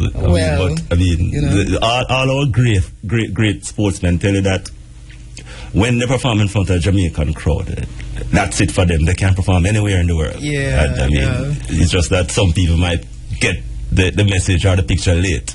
You know, So, and Shelley and Fraser. Yes, very, very, very impressive. I always say, you know, one of the mistakes that the athletes in her generation made was that she won the Olympic when she didn't have any experience. Oh, know that she has the experience. She's unbeatable. There you go. So you didn't go last night, did you? No, I watched it. Unfortunately, I was at work. All right, okay. I didn't get a chance because I was reading. Reading. Reading. Preparing for that's this. That's a new folklore. Man, we're preparing for this today. All right, so you see this young gentleman that's sitting beside you there now. Have you met him before? That's Andre. Andre, meet Roger. Roger, meet Andre Yishu. That's Roger Hasfall. Want to say hello to each other and make people hear? Nice to meet you, Roger. Right. Nice to meet you too. Right. So Andre is a scientist, young scientist inventor. He has won almost all the awards, all the competitions he's entered in terms of scientists with the Scientific Research Council and so on. And now he's a teacher. Great. He won from Brownstown High, the Scientific Research Council, local, national and regional awards, international awards. He went to Brownstown High. At the time you won, Andre, we've been talking about knowledge societies. Yes. At the time Andre won, Vibes Cartel and Movado were fighting and dividing the country. At that time, and then Prime Minister Bruce Golding and the Minister of Culture and all the television stations and so on focused the light of the media and also radio on them, on Vibes Cartel and Movado. And we along with these young gentlemen were crying out in the dark, literally asking for, will somebody please watch us over here? They're doing what they're doing, and here are, how many of you? There were four? There are four of us. Here are four of us who just won a scientific, we invented our own, what was it again? Pesticide. Right in the middle of all of that. Won the Scientific Research Council Award here in Jamaica, went overseas, won it for the international, came back and to this day have not been acknowledged by anybody like that, anybody in the state. But anyway, you've gone on, you not met that stop you, Andre, no. And none of the others, it's not stopping any of the others. No, they're not stopping anyone. Right, so you've gone on to teaching, and now you're teaching at Steertown. You went to Teachers College on your way to... Where you finally going again? You tell me, or what's the progress? After I'm working for a while first, then hopefully moving on to UAE. Right. So he's doing this in taking his time. It could have gone faster, but maybe it's good that you've stopped to mentor. How many young children now you brought to the last award, the last competition? 15. 15, and the 15 of them won at the local level. Local level for now. And then when we say local, we mean right here in Ochi.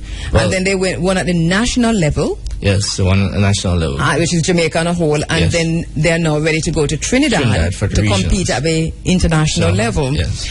Wow, let me just congratulate you, because there are four of you and you're carrying 15. 15. Right. So when I'm saying carrying 15, that you're immediately at this moment you're influencing and affecting 15 minds in terms of science and research.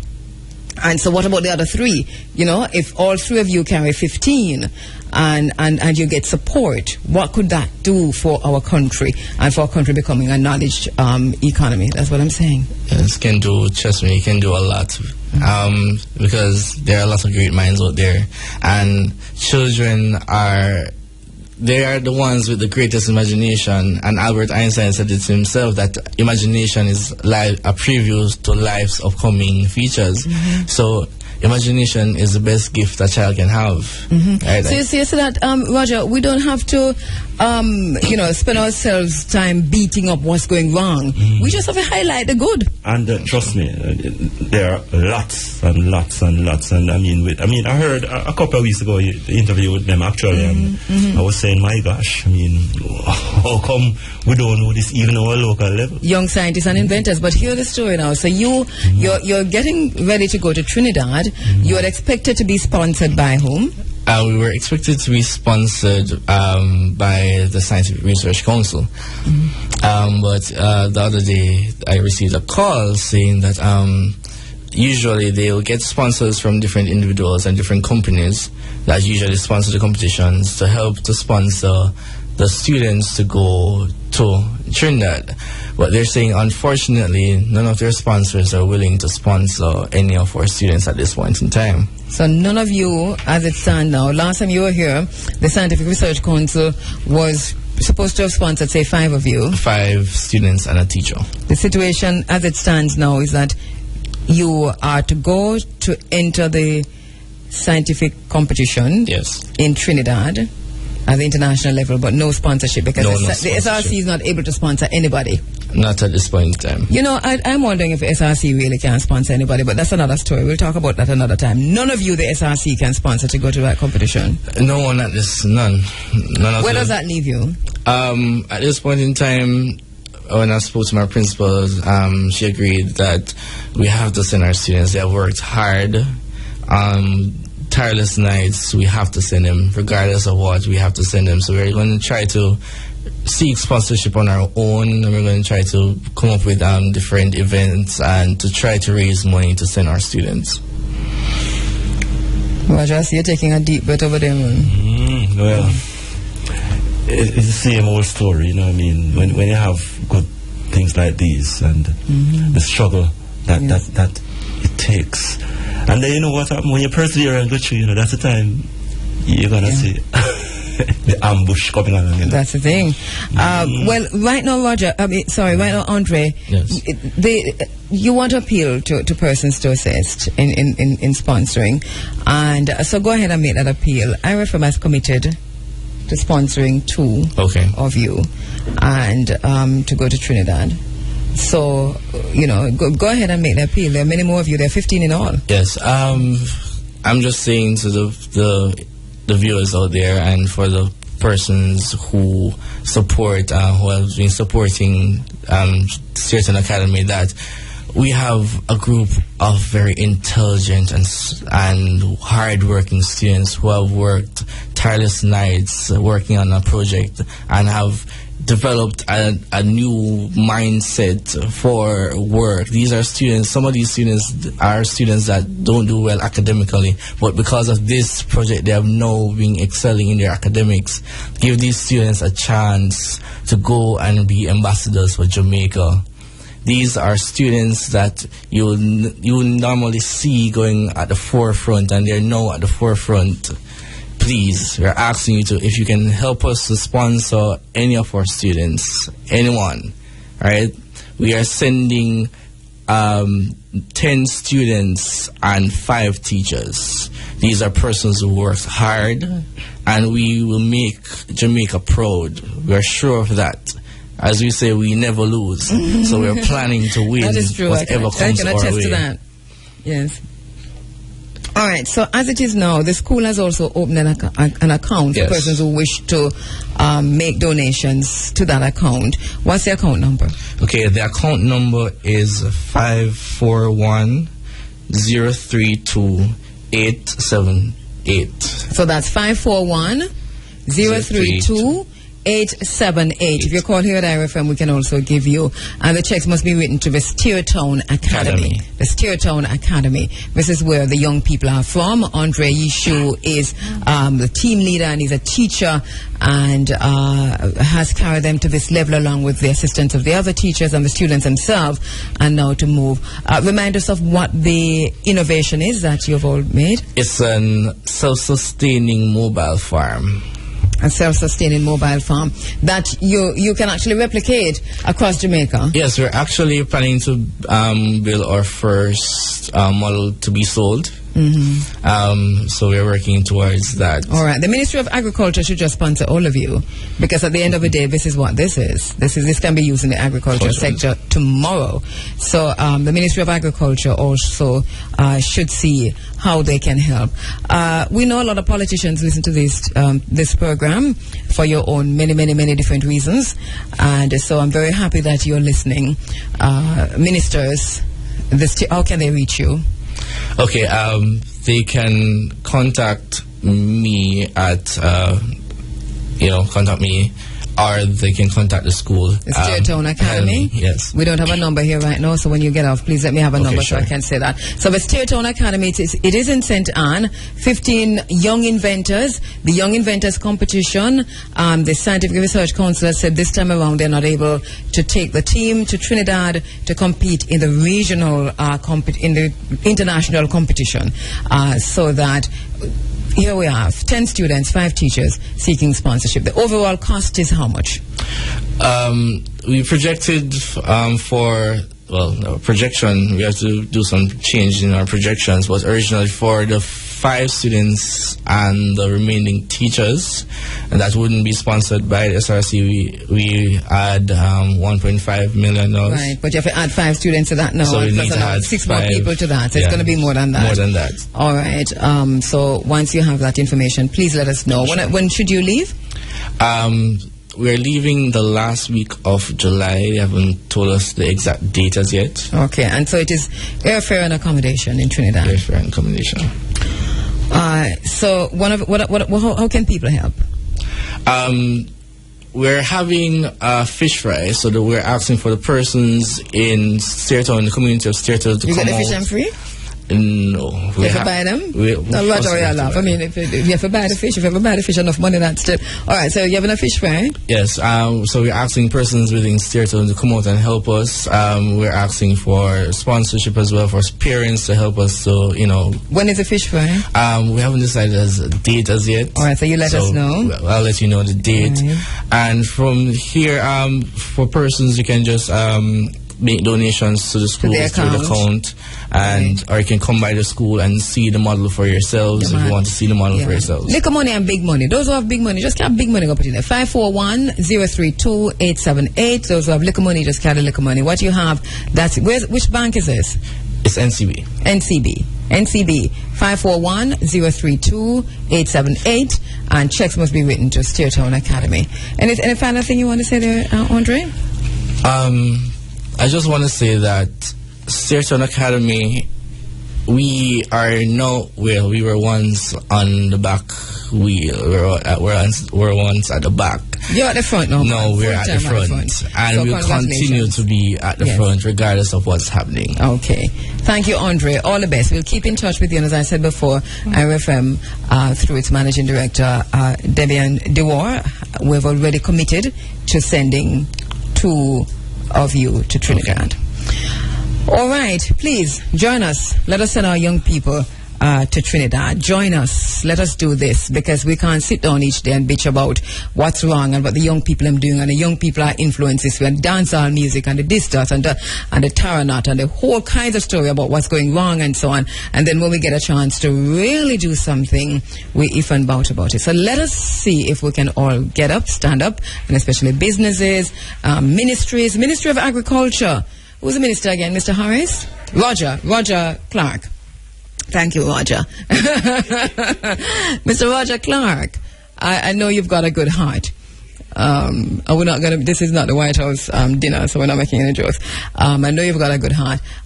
Help assist these young people Because what they have done here with their minds, with their brains, is going to assist the agricultural sector directly.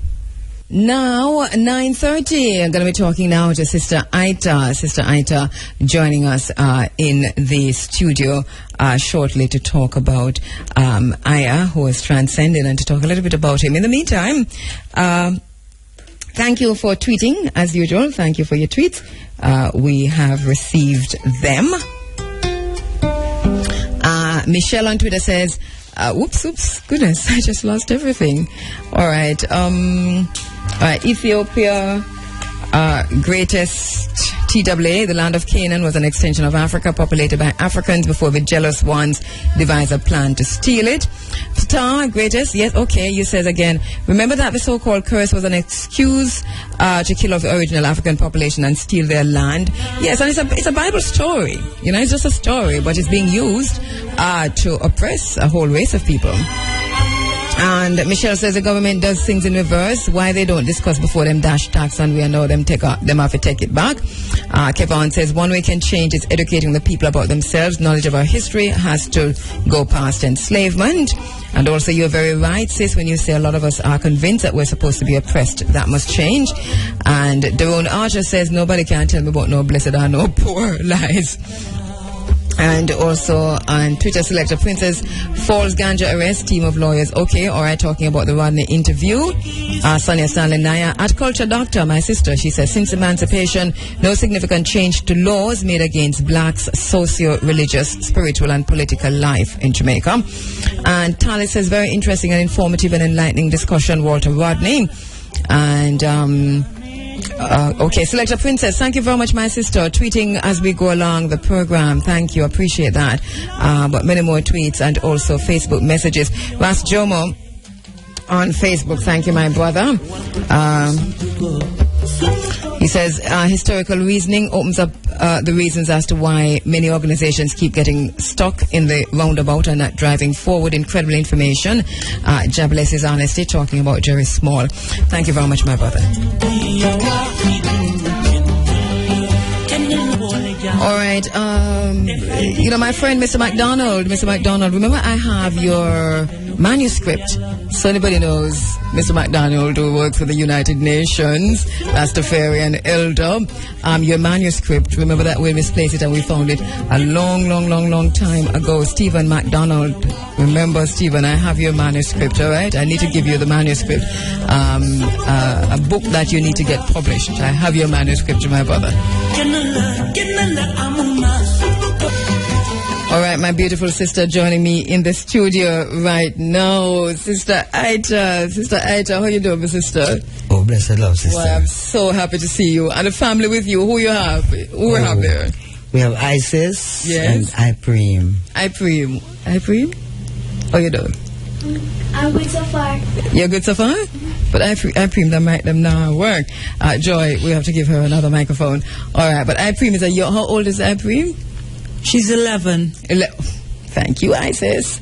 All right. So good to see you. Good to see you. You know, I know our brother Aya transcended, and just wanted to talk to you a little bit about that, Sister Aita, because here we are talking about a brother who, an elder in the movement, who has contributed so much to the movement, and I'm very happy that you can actually talk about it. We talk a lot, you and me, you know, but and we know you're strong, but I'm happy that you can talk about this publicly, right, Isis? Most definitely. She's strong. All right, so tell us about Aya. I mean, how you've been coming from how long, Sister Aita, together? Oh, let me say morning to the Running African family and to the Rastafari family and to Aya's family. It's going 30 odd years we have been coming. Yeah. 32 to be exact. Wow, yes.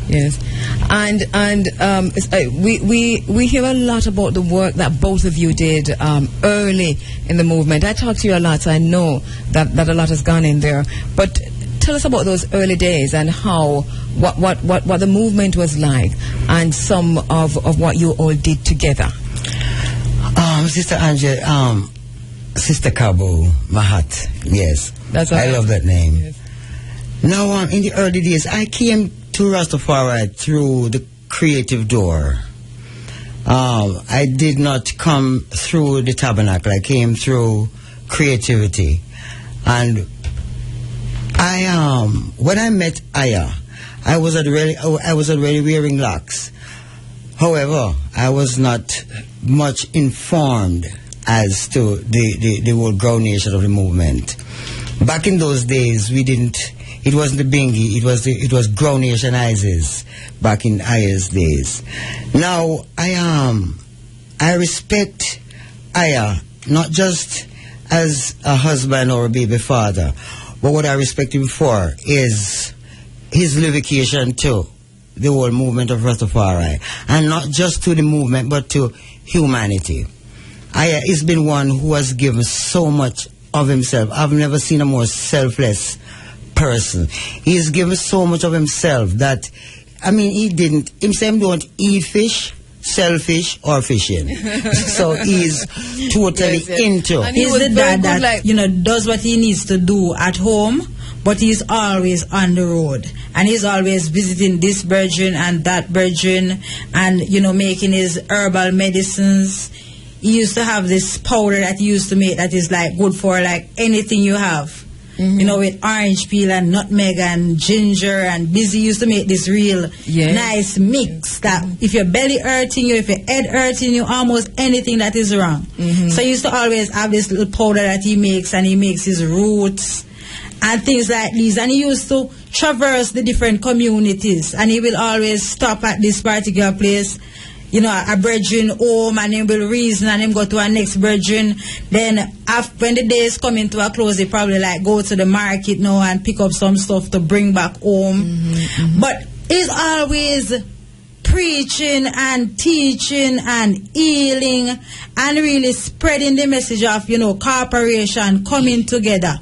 Black eye primacy, sky-wide. That was his buzzword. Black eye primacy, sky-wide. Mm-hmm. Hence the name of my daughter, Iprim, which is his only grandchild. Yes, this is the only grandchild. Only grandchild. The microphone still not work. We got a producer to come and give you a microphone. And he actually passed away on Iprim's birthday. Oh, Iprim. All right, so Iprim don't have a can we get Iprim a microphone that is working, please? Right, so he passed away, and also that day. Oh yes, Sister Ita, you did mention that to me, that he passed away on his granddaughter's on Iprim's birthday. And so then I says you see, a healer, a community person dealing with corpse and so on, and we kind of see that in even how he lived. Mm-hmm. Most definitely. Yes, for real. He was a very selfless person. Mm-hmm. He would have given off his last. Mm-hmm.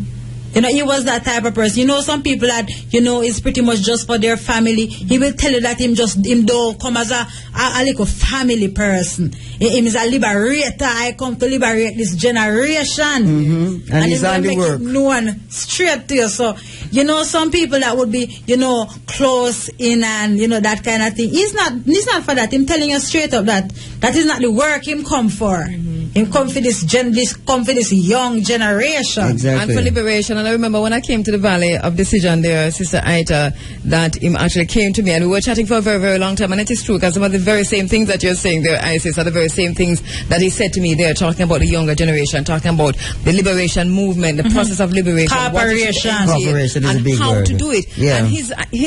And and the thing he stressed was cooperation. What do we do with that legacy of cooperation now? Because obviously it is something that is needed among us as a people, within the Rastafarian movement, outside of the Rastafarian movement, generally as a people. Most definitely. Yeah. How do we treat that legacy, Sister Ita, of cooperation? Now, we want to be calling on the ones who have said that I have affected their lives so positively. We want to erect a monument in the Valley Decision and to transform that place into a heritage park in the memory of Aya. And out of that, what we think we need to do as Rastafari now, we need to really regroup and come together in because we need to work we are asking too many different people and organizations and all these people to. Rastafari is the light and the example of this world at this moment. And if we as Rastafari can look at the legacy that not just Aya, but all the ancients that have given their lives for the cause of this movement, if we could look in that and draw on ourselves, I'm not going to stop saying that. We haven't pulled on our own energy. We need to pull on our own energy, and we need to find back the creativity. That is why I'm still living in the hut. Now, Queen Africa has built me a very nice home, you know. Africa, my sister, long time I see her. Yeah, she's built me a nice home in the bush. I haven't moved. You're not living there. I don't move in theaters yet because the work in the hut is not yet finished. Yes. Because Sister Angela would love for the youngsters. Sister Angela, for people who don't know, because we have a broad listenership overseas and locally, that you are the mother of Queen Africa. Oh, yes. Yes. Yes. I'm the mother of Queen Africa, and she makes us very proud because of the route she's taken in terms of the message that she's carrying. True. And we meet it. I mean, we meet people on the day, Sister Anya, in so many different ways, because people see me and they say, you know, there's Queen Africa mother, and they have this wide expectation. I go to the supermarket, and they would take the biggest trolley and be behind me. Sometimes I just go in for one something. And he would take this big trolley and follow me around it. Africa? Yes, so they would say like, you Queen Africa mother, you're coming here and so silent. Yes, so I say, I'm going to get me a microphone when I'm coming in town. And as I reach Barney Street, I announce it. So Queen Africa built you a nice home. But you're still living I'm still in the hut. Which is really a nice hut. No, because I would like the youngsters to see the hut. Mm-hmm. I would like them to come to the valley, not just for a show, but to come and see the mystery in the rock. Come and see that Jamaica stone, because we have a beautiful Jamaica rock. And describe that space that you shared with Elder Aya and your family, your daughters and your grandchildren and so on. The space you both call the Valley of Decision. Now, this space that we call the Valley of Decision is a space in time that we are creating, that the family can meet and greet and be comfortable. Now, all the infrastructure is not in place as we would have liked it, but we are working on it. It's a place where you can come and you can easily be in tune with nature and source. I mean, you come there natural and there's a natural embrace. You're not bombarded with all these material things, and you are forced to see the birds, because the birds walk freely. And people just come and they just lie down and fall asleep. Yeah, people can lay on the ground. Place because it's a bowl. It's really a valley, but it's shaped like a bowl. Yes, yes. You have the mountains on almost every side. So there's a lot of energy. When you actually enter, you're entering a space. Yes, there's almost like a and then we have the space. And then we have the Wissa Tabernacle, where is this tree that have this huge whisk where we clear underneath this aguango tree. So this is representing the original tabernacle, as the ancients always meet before the tabernacle. Because what is happening, we cannot forget the root where we're coming from in terms of... Let me interrupt you there, Sister Aita. I'm very sorry. I'll come right back. We'll pick up from the roots. Okay. 9:51.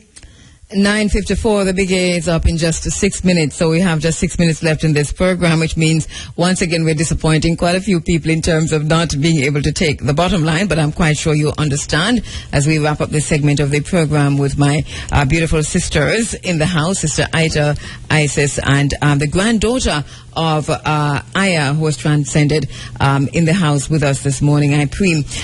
Sister Aita, you were talking about going to the roots, getting back to the roots. Yes, the original foundation, where the ancients who had who made that trailblazing move, who took out on the front line, what they did when they went to the hills to survive.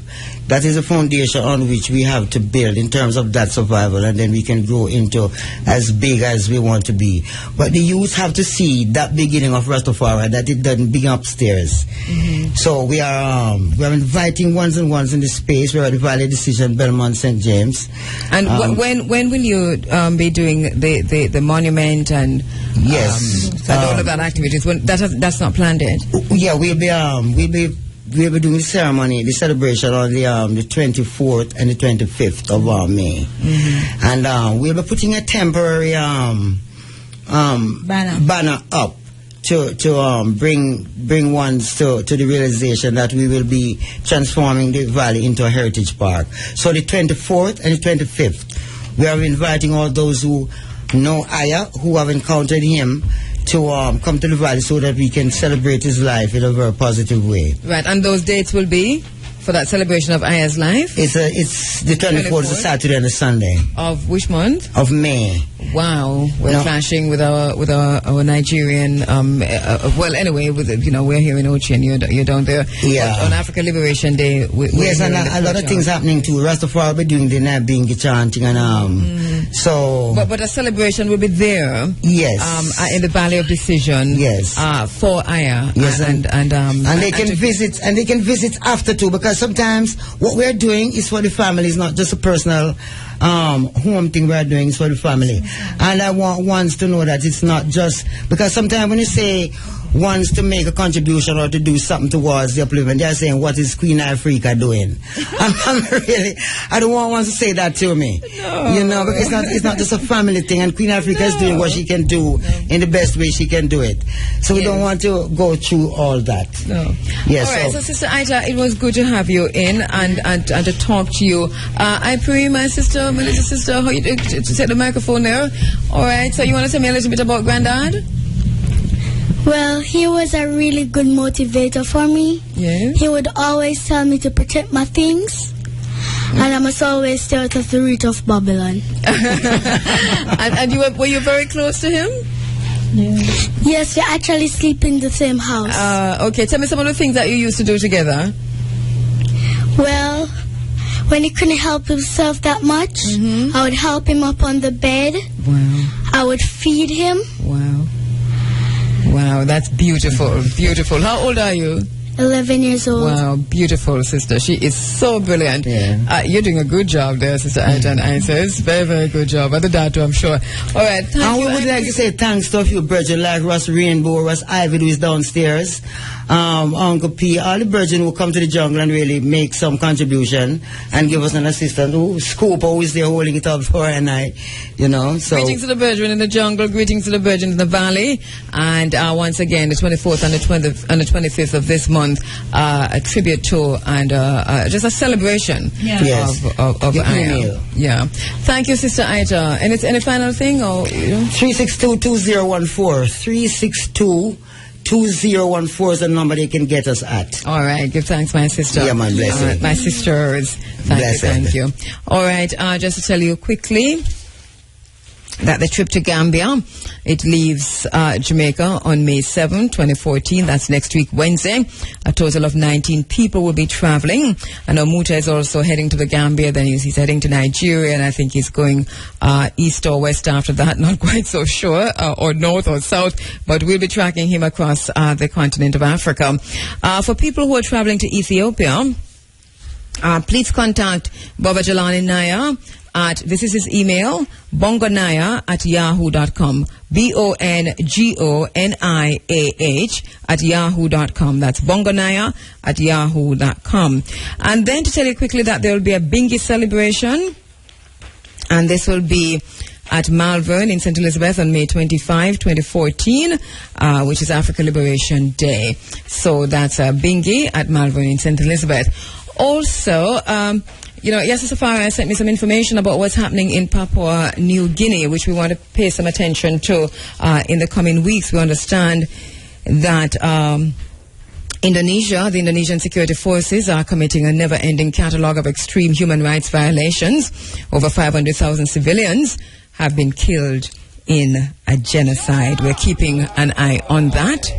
Oh, excellent. And we understand that there are more reports of West Papuan people, out of the mouths of babes and freedom fighters, it seems, who were tragically killed. They were tragically killed yesterday, I think, by the Indonesian military in the Puncak Jaya region of West Papua when the Indonesian military raided their village. We're going to keep an eye on that and update you on what's happening there in Papua New Guinea. It's 10 o'clock. The Big A's here with the Sunday Sunshine. See you next week. Walk good. Take care. Tell them I don't want howdy.